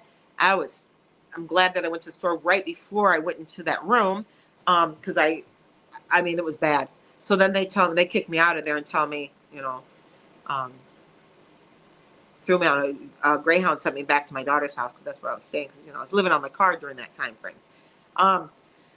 But yeah, so I see the Mothman, and it was really weird because his back feet were crossed, and his body looked like one of those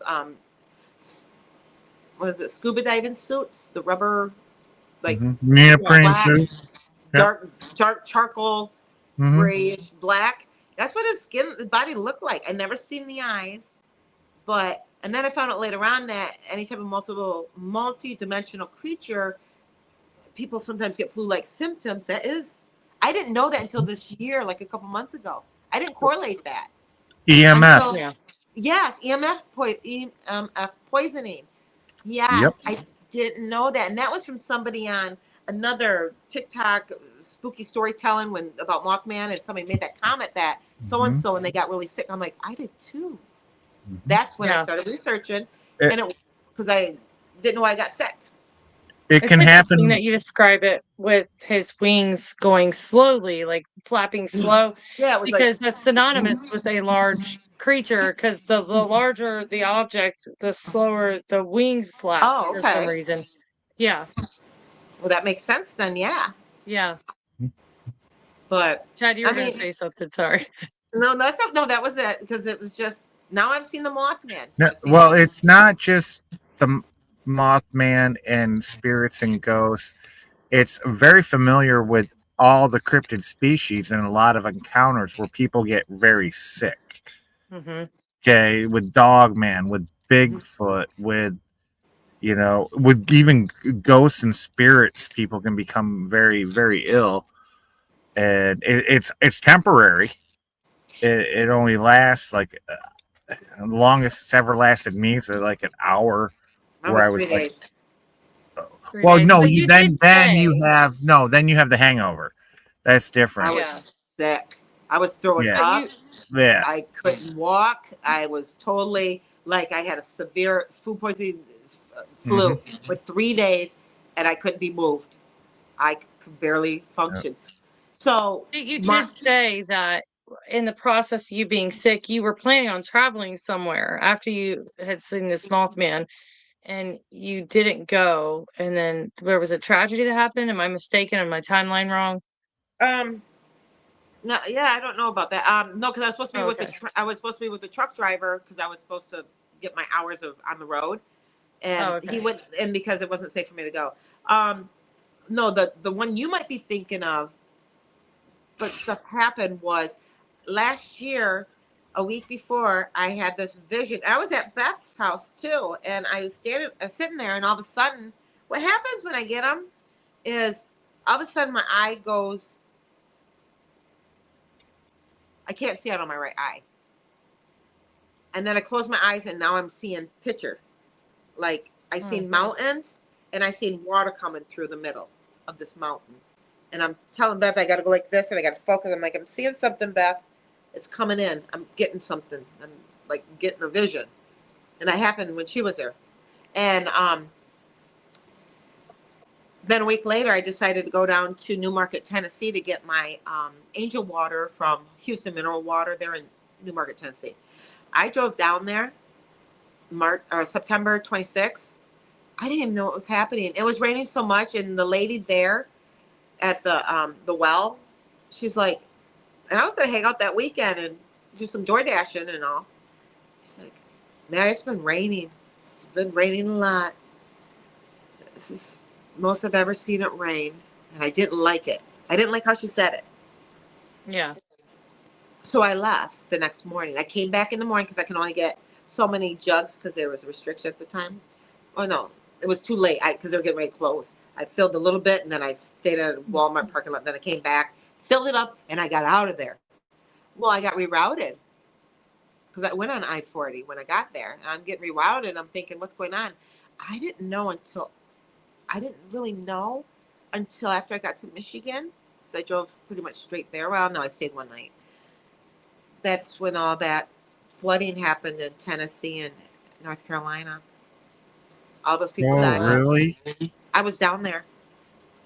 I was called down there, just like Wow. January 6th, Washington, D.C. So the flooding from the hurricane, you were down there from the Sturgis and all that, and I was North there. Carolina. And I didn't even know what was happening. When I got back, I was waiting for my daughter to call me and say, come visit, Mom. I would have had gone through Asheville. That's underwater. Oh, wow. It would. I Oh, left. wow. I left. And if I would have left, I would have been coming through I-40 at 11 a.m. when the mountain collapsed on all those people. That's where I would have been going if I would have went to my daughter's house through Asheville. Wow. And it scared me so much. I locked myself in my apartment for like 2 weeks. I was so in shock because I'm still, when this stuff happens to me, it's traumatizing for me. I close up more and I got to research and I got to, because I can't let myself fall apart. You know, but so much has happened to where I'm like, there's a message in it. Why was I supposed to be? There's more to this, you know, but I'm not going to talk about all what I think, you know, about things because that's a different direction. But so why am I there September 26th when the flood happens? I was supposed to be there. Why was I there January 6th? I believe that we're called there. I believe that. I believe it's not just happening to me, it's happening to others.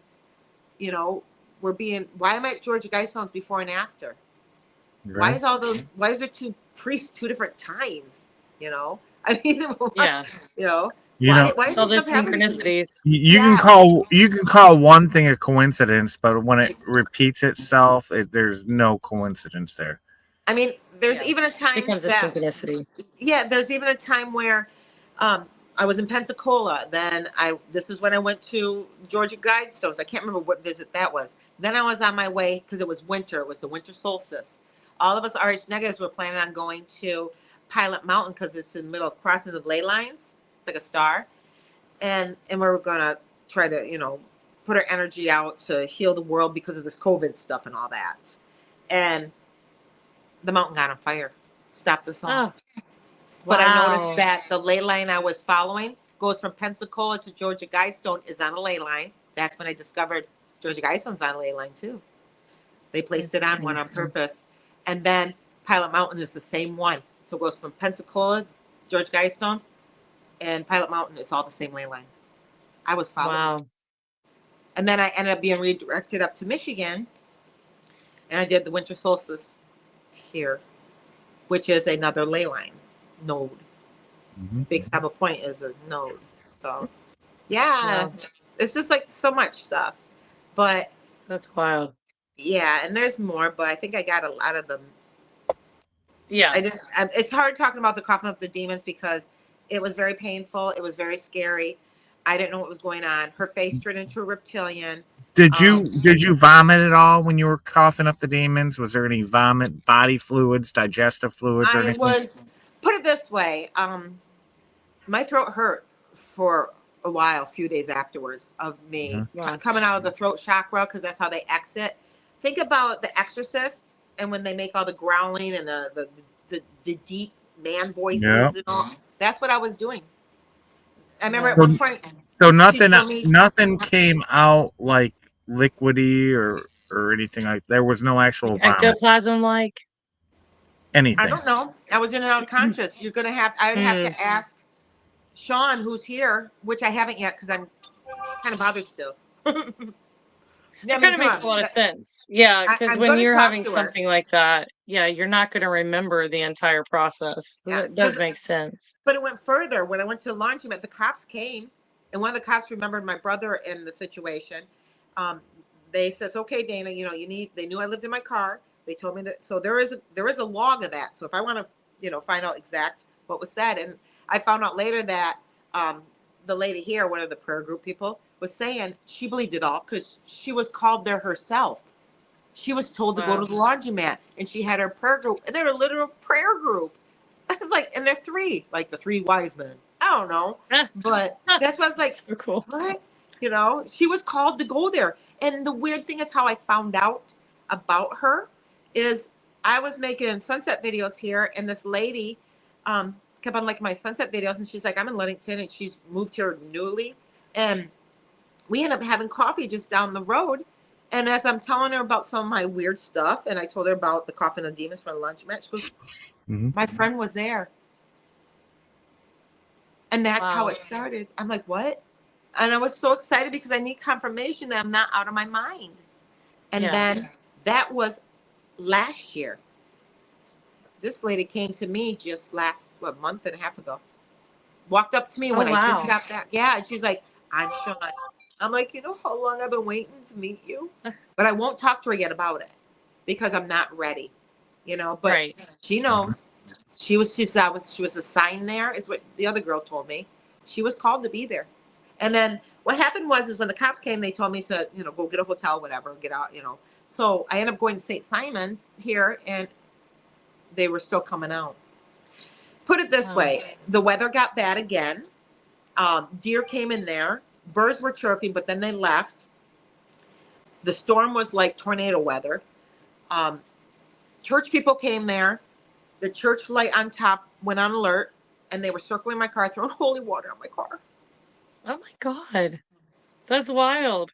And they were trying to get close to me, but I kept on making all these noises. And I was trying to read the Bible, and my tongue was twisted because it wouldn't let me pronounce. And they were there. I was there from 7 p.m. to 5 a.m. in the morning. Wow.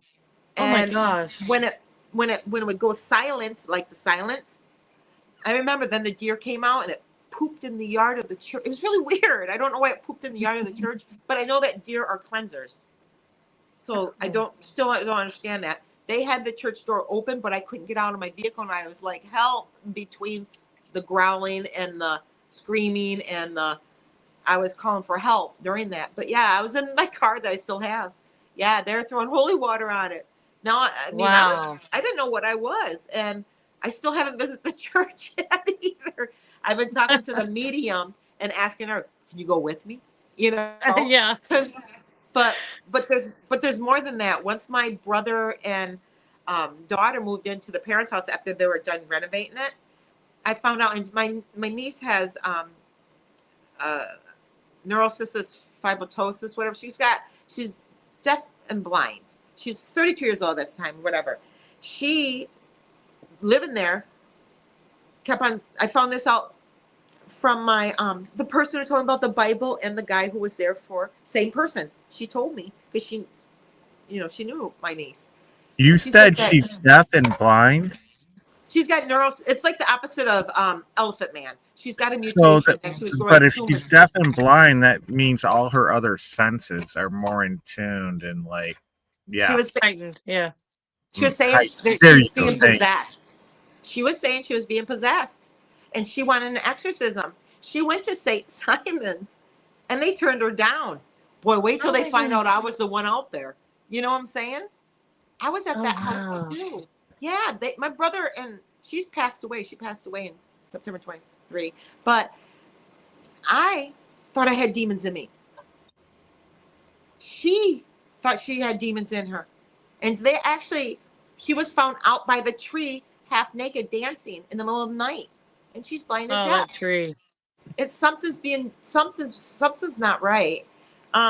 Yeah. And they don't even know that what I went through. They have no idea unless they watch this podcast. They'll know a little more. But well, Robbie will. But still, so she went to St. Simon's. They turned her away.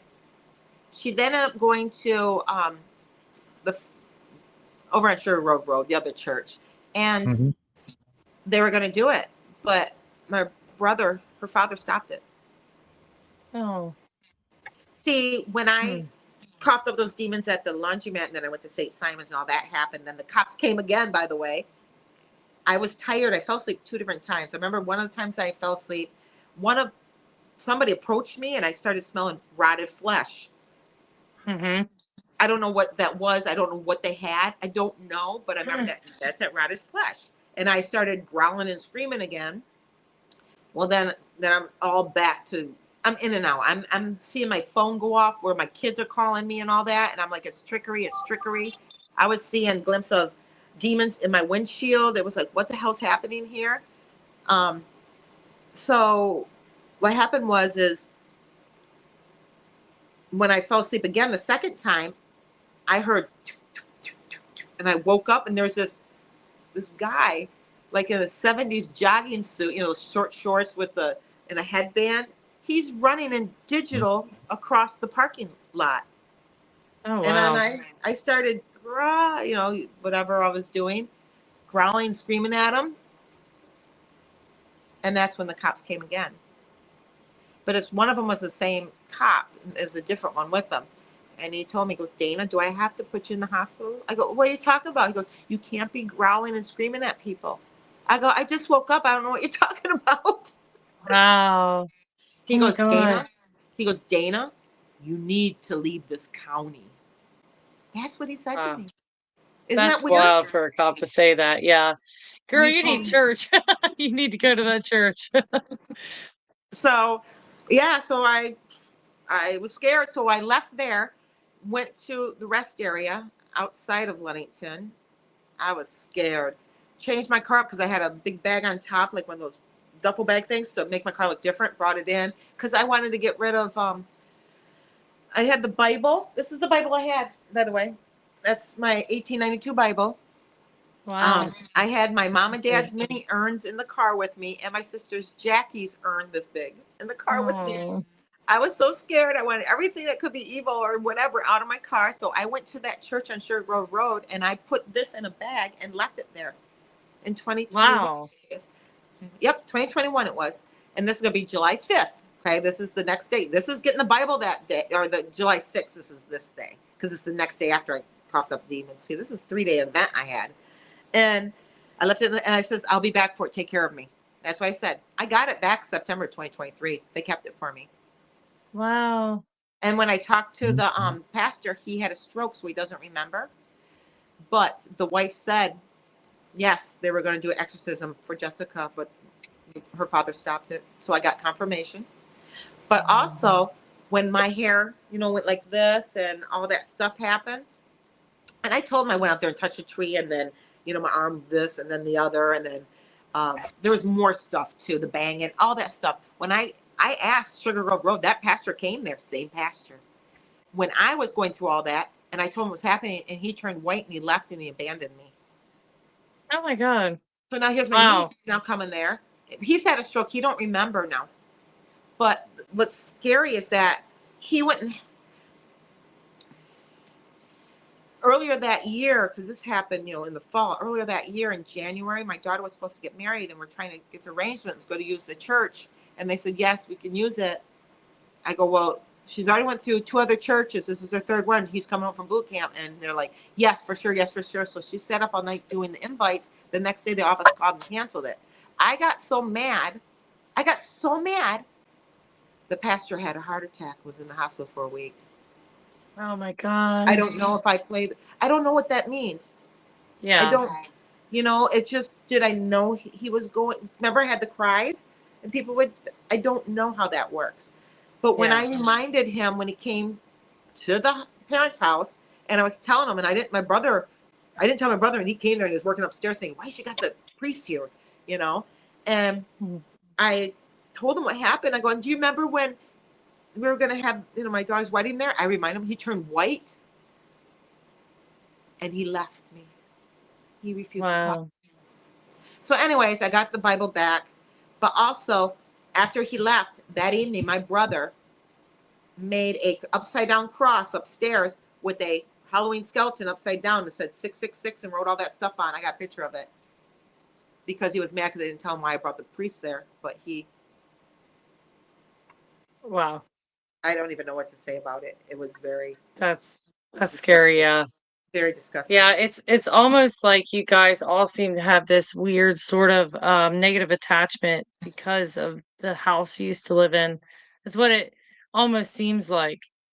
Well, it's always been something because my sister Jackie, as a kid upstairs, she would always this old man would come from the those little closets, half doors that are in the closets that go out Yeah. in the attic with the silver insulation. Okay, that's the old edition.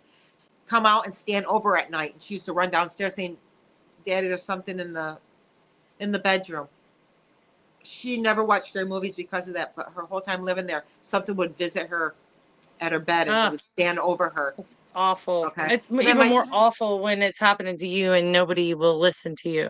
Well, no one, they're gone. There's Yeah.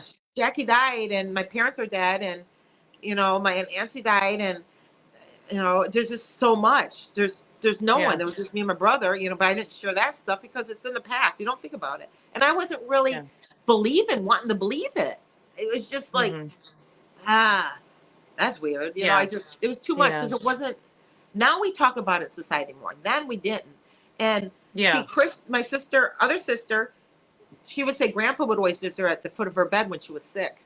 I don't think it was Grandpa. I think it was a hat man. But she won't. Oh, We don't. very We well don't. could have been. We don't talk anymore. So I can't even. I've tried in the last couple of years. She won't. Nothing. We have. There's a whole process here, but family got split when the parents died and all that stuff. But anyhow, That so happens. and I Yeah. want to verify with her. Now I've got Terry, where he's seen the insecticide that I just seen. I got that out Yeah. of him. So there's Terry. There's my other, brother. Then there's my other sister. There's 4. Then my other sister would walk out and the lilac bushes would moan. So make noises. So that That's we always interesting. know. So that was something else that my other sibling had problems with. And I know that my other brother, the one who sings in the town, said that him and, my sister Jackie, when she lived in the other house that burnt down next door where my brother's house is, there was something upstairs. Other house that burned down. Yeah, there was 2 houses over there. The cabin got made into my brother's house, but the other But house was in one.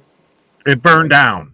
Yes, but that one, she had something upstairs, a guy in a flannel shirt or something that always, she never would go upstairs because there was something up there. So there's a lot of weird stuff. And You said a guy in a flannel shirt. Wait, did you say a guy in a flannel shirt? was upstairs. Jimmy, my brother. Okay. So Timothy Renner, who does Strange Familiars podcast, talks about the flannel man. Oh. So I find it very interesting that you guys have the Hat Man, the Flannel Man, and so many other things going on there. So you need to check out Strange Familiars and look up the Flannel Man because he goes in depth about it. See, and my sister's passed, so I can't even get the information. I can probably pull a little bit from my other brother, who she would, because she would see it. From my understanding. He just told me that just a few months ago when I talked to him. I'm collecting stuff recently because I was in my car for 3 years, freaked out at all this. But yeah, that happens sometimes. As you sit down with family, you go back on stories and you remember and you figure out stuff about them that you didn't even know about. Well, my dad even said that when he walked the property that he's seen a blue glow. He goes out there and he got seduced by a female alien, But the thing is, I know, and that's what I grew up with. Okay, I mean, he said that stuff. My dad talked about Bigfoot. He believed in it. See, but I don't think. I believe he's seen stuff, but he's passed. So, and that was too much for us to understand. and I can't Yeah. ask those questions. It's a bummer. But there's something going on that property because so many people have seen UFOs going in and out. I've seen them personally. Me, my sister, and another kid when we were on our bikes, and it was just like the UFO, and it's going straight up, and then it went right behind the clouds and it never went any other way. Um, Wow. Even the girl who told me about the Bible, and the person who was there for that, Jane Doe, she even told me that another person that was one of my classmates was like, man, I don't believe in this stuff, but I just seen the UFO go into my family's property and it flipped them out. Then I find out from our Wow. neighbors on the other parallel road that when they're out there working on the building, they seen one go in or out. I mean, there's more than one person. We got swampland. We've Yes. got, cornfields around there. We got, the lake just across the road. If you start putting this stuff all together and whatever animals are around there in the other places, it's all environmental for that. I believe that the Dogman and the, because always been there. I used to always go out in the woods. I think they've always watched me. And I believe that when I came to a parent's house, they remembered me because their lifespans are longer. And here I am coming back because they can feel and sense me.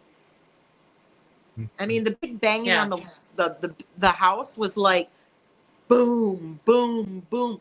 And when I listen to some of the Dogman Encounter eyewitnesses, they talk about this big banging, and that makes sense. Just like it happened when we were kids in the bedroom there too. It's like it's always been there. It's interesting because it seems like there are just these random properties dotted throughout everywhere. Whether there's a house there or not, that seem to have this like variety and mass of phenomena that happen around it. And you guys living in that home, I lived in a home, I grew up in a home like that. You guys living in that home, it almost makes me wonder if you, in a way, absorbed some of that supernatural space, and maybe that's why you are how you are today. And Well, because you and I have a lot of commonalities, I guess, with the amount of stuff we've seen and experienced, and the fact that we both grew up in a very haunted, very strange home. and even like my cousin, if we weren't there, he would run through the house and be creeped out. Um, it's just I'm seeing now. I'm the RH negative. My other siblings, other than my brother Terry, are not. Yeah. Oh, that's So interesting. Yeah. yeah, I Well, found that yeah, very. it's a pretty rare thing, though. I I don't know, because I run it because I can sense them and I can find them, and they're all Mm, around me. I disagree with the statistics. I believe it's a lot more because how come I can find them every day? I can figure out who they are. I can tell for some reason. I've yeah. always been able to. I've been starting It's to your notice that. frequency. It's 100% your frequency, Dana. Some Yeah. people, and you have to tap into your frequency. Um, there's people that have the ability to do it, they just don't. They're just blind to it and they don't open it up. Once you've opened up that frequency and you allow it to continue to grow, it's going to grow and you're going to be more apt to have these types of experiences. And what you said about your dad, when he said he was seduced by an alien, don't be surprised if it was a succubus.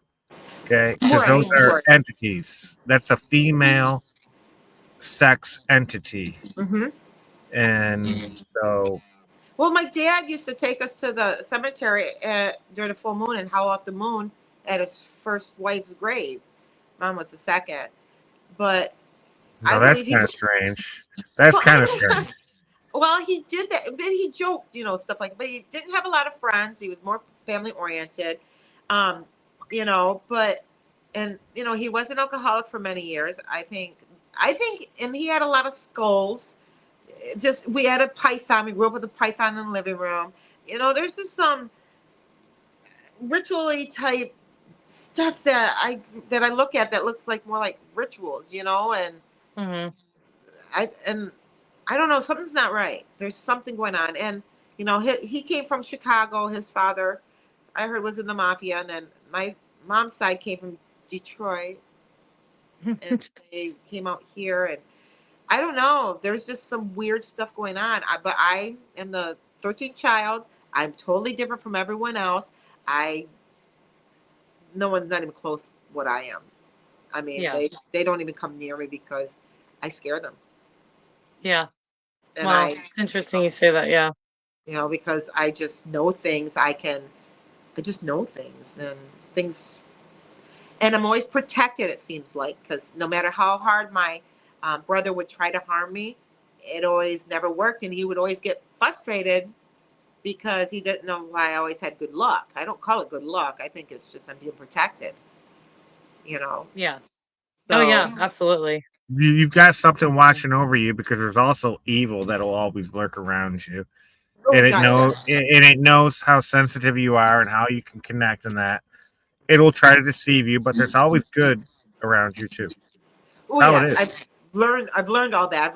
I'm learning, how to protect my energy and my aura and stuff like that. That stuff you know, just in the last couple of years, it's everything is every encounter, every little thing I research, I learn more about it, and I honestly know um, a lot more that I'm sharing.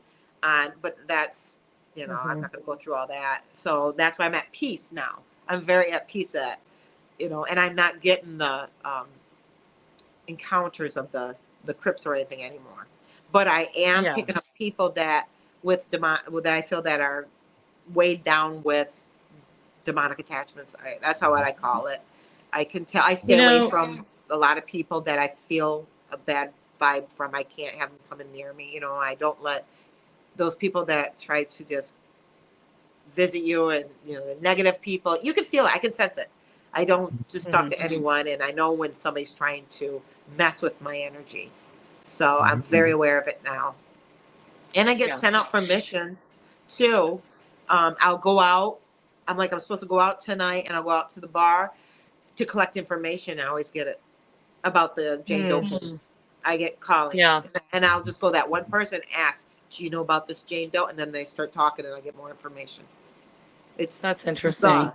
Yeah, I'm being led. It feels like. Yeah. And as time goes on, um, your what happens around you will shift, it'll change. And you'll have like these chunks of your life that are devoted to this, like the cryptids. And then you'll have chunks of life that are devoted to this, to Jane Doe. But it always feel like you're on a mission of sorts of understanding. Yeah, yeah, it does. It feels like I'm not done yet. Yeah, I'm exactly. Yeah. not. I'm waiting. I just wait for the next. Okay, this is what I'm supposed to do. I don't feel I got to stay here in Ludington. I was called back here. I was supposed to be here. The whole universe set it up for me to be here, Hmm. even with me working at the trucking job, and then leaving it to be on the ship to collect and do what I need to do there. Now I'm back at the trucking job again. Yeah. Yeah. And he came to me and wanted me back, and right there, it's like, but I knew I was always going to go back because the way I left, but it's just everything. And I got my hip replaced. So I needed to be away from there to get the insurance and then work at, need the time off. So yeah, everything has been puzzle pieced together. And I Hmm. know that this Jane Doe case is going to be, because I know what happened. I'm giving them Yeah. time, and I'm just, because I'm very confident and then I've been seeing echoes. I'm learning about echoes, where if you step into an energy, that you mimic that. And that happened on the ship with one of the cooks, because I always mess around with him. He comes downstairs and he did one of these things to me. He's like, runs down there. He looks at me. He goes, "How do you do it?" He goes, "Superstar." I'm thinking, okay, I've seen that. I like that movie. And he ran off. 2 days later, this new person, which her father lives in Jane Doe's house back in the day. Okay. Oh, wow. She comes in and she's working with me, and we're talking about Jane Doe and all that. She walks around, stands in the same spot he stood 2 days ago, and went, "Superstar." I'm like, hold on. Now I'm going to share something with you. Why did you do that? She goes, "I have no idea." Let me tell you, that's called an echo. Because that same spot on that Sunday when he did it, right before when I first got on the ship, my hematite bracelet broke standing right there. Something shielded. Wow. And then here, Wow. 2 times later that day does that. And then 2 days later, she does the exact same thing, not knowing why. And she does it. That's called an echo. You take on the energy that's there. Wow. That's interesting. It is. Wow. I learned It's that. almost That's like a looping. physical deja vu rather than a mental one, sounds like. So when you get children, that another example would be you have a child and they're like, 3 or 4 years old and they're in the house and grandpa used to live there, but he died. And then they start acting like grandpa. It's an echo. Mm, It's an echo. yeah. And they think they're That's reincarnated, interesting. but they're taking on the energy, the remembrance of the energy. That's my latest, discovery, because I needed to know, why did that happen? After I stopped working on the ship and I was let go because because of my hip, they didn't want to give me the breaks. But there was a windstorm, the gale winds hit and cleansed the whole place. And Wow. the people on there who knew me enough, Dana did that. I go, no, you didn't. I go, but it cleansed because I did my job. That shielding of this breaking, it's calling me a Yeah. superstar. I think that's a message of some sort. Something's trying to tell me something because they both said it to me. There's got to mean something, Yeah. you That's know? interesting. Yes. So, I mean, Wow. there's still so much more that happens. It happens on a weekly basis or something, I just pay attention and I learn from it, research it or whatever, or follow through with it, whatever it is. So, Yeah. That's really interesting. I mean, you just have so much information. But just to kind of close it up, I do have one more mhm. sort of question for you, but it's kind of totally off topic. Back to the left leg thing. Uh-huh. So a lot The of what? times I get like the left leg, He Oh, the missed that dragging of part. the left leg. no, I heard it. The left Okay. leg where the demon holds on to it. Okay. Well, no, when So toggle down, yeah. yeah. So oftentimes I get like these weird sort of like connective things that'll happen to me before I go do something. Like before I go investigate a haunted location, I'll have dreams about the spirits that are there. Or before I break my nail, my finger will hurt the day before that I'm going to break the nail on. Weird things like that. So before, when I got up this morning, I was laying actually on my right side, so there was no reason for this to have happened. I don't have joint pains or anything like that. I feel like I'm still too young for that. But I my left hip was so sore. It was hurting all the way down to my big toe. And I was like, "What is wrong? What is going on?" And this I just it woke me up. It was so painful and it was just this like intense tightening, almost like this one big giant throb that didn't go away. And I sat up, and as soon as I sat up, it was gone. Gone completely. And didn't have a problem with it for the rest of the day. So I kind of want to get your take on what your vibe is with that. What do you think that was? Okay. Okay. So I'm going to give you a story that might help with it. So here I am with my left hip damaged, that my buddy grabbed me and tried lifting me up. The one that I was at the house with, that I found out about um, the Bible, that remember that girl I talked to, his sister? He Yeah. later on grabbed me, tried picking me up. He was drunk and he ripped my inner groin and messed my leg up. Then I went to the chiropractor and they finished me off here in town. And then it's during COVID, I couldn't get it checked. My hip ended up going into breaking. And yeah, I was carrying my Ooh. leg around while I was living in my car. It was hard walking. Okay. I was crippled. I couldn't get nothing done until I just got it done in December here. But this is where it comes together. I coughed up 12 demons, different all through. I was counting them. I still felt like I was weighed heavy down. I was given with the left leg, and I believed it's a demon attached. I've always believed those and the others. So I'm just as guilty. I was dragging my left leg. Well, I ended up feeling like, I go to the library and I was doing the genealogy and talking to the medium. I didn't know she was a medium then, but then I was activating her and all that. And as we're talking all that, I come in there to meet with her again. And I sat down and she didn't see me walking, so she didn't know about my hip. And I told her, I go, yeah, I'm going to be getting surgery. Wait. yeah, I'm gonna be getting surgery. I says, but I feel like I still got demons attached to me. And she jumped back, went to the corner of the room and started covering her mouth because she was going to vomit. She goes, there's something attached to your left hip. I look at her because she didn't know which hip I was getting done. I go, that's the hip I'm getting my surgery. I go, I knew it. I knew it. She said there was a demonic thing attached to me on my left hip. Interesting. And I was afraid it was going to migrate. You know, if I don't get it off during surgery, I'm not going to heal properly. That's what I kept on thinking. She told me, I need to get off. It's going to migrate to my kidneys. And I'm like, okay. So this is a new thing for me. So after I leave there, I'm all in the apartment here thinking, okay, no trespassers are allowed. I'm trying to figure out all that I've seen from the movies and all that. I cut you evil thing off my hip. I'm saying all these weird stuff just because I don't know what. I'm taking my sage stick and get off me. You know, you're not allowed to be on my body. I don't give you permission. I mean, I'm just saying all this crazy stuff. So now it's a few days before I'm going to get my surgery, and I go back to the library to take my stuff back. And there's the medium. She's walking. She drops all the boxes in her hands, and they go to the floor. I'm thinking, great, I freaked her out now. She comes up to me, she goes, oh, Dana, I got to tell you something.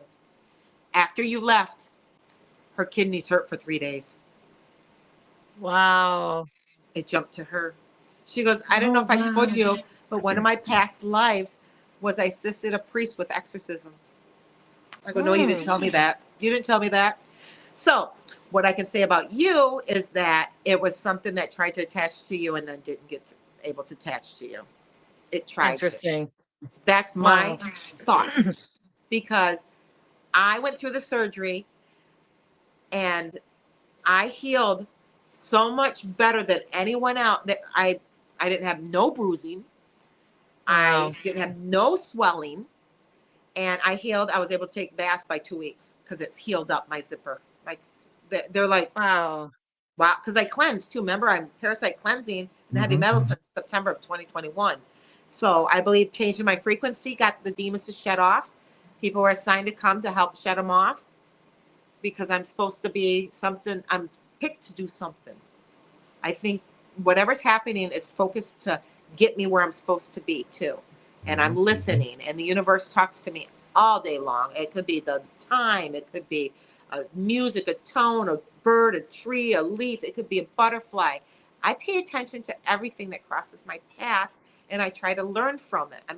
I don't know it all by far, but I am figuring out things, like seeing a monarch 5 or 6 times in one day when you don't see them all for months. Yeah. You know, I'm like, and I was visiting a friend that I haven't seen since 2021 when we kind of got in a little disagreement.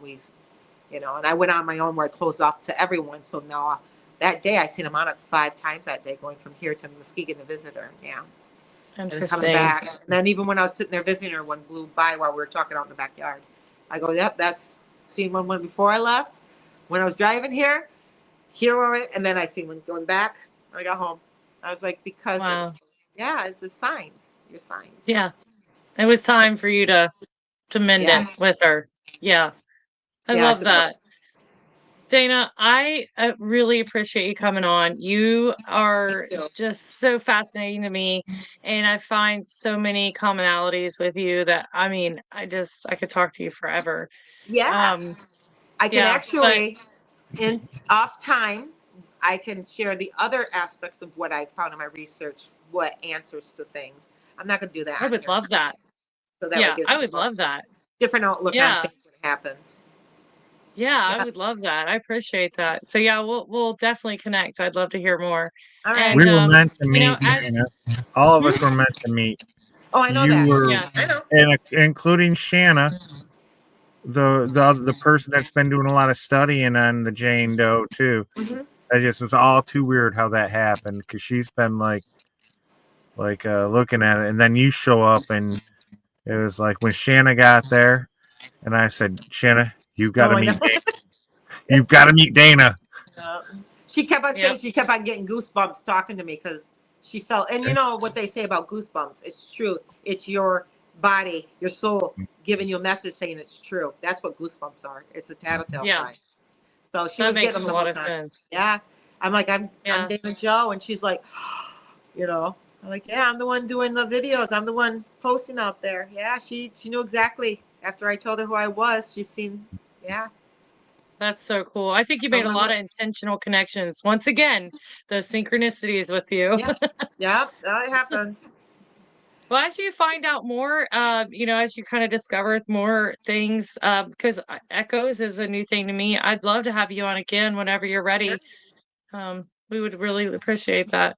But Sure. thank you. Definitely. Dana Joe, I appreciate you. Thank you. All right. Stay on Thank you. afterwards. All right.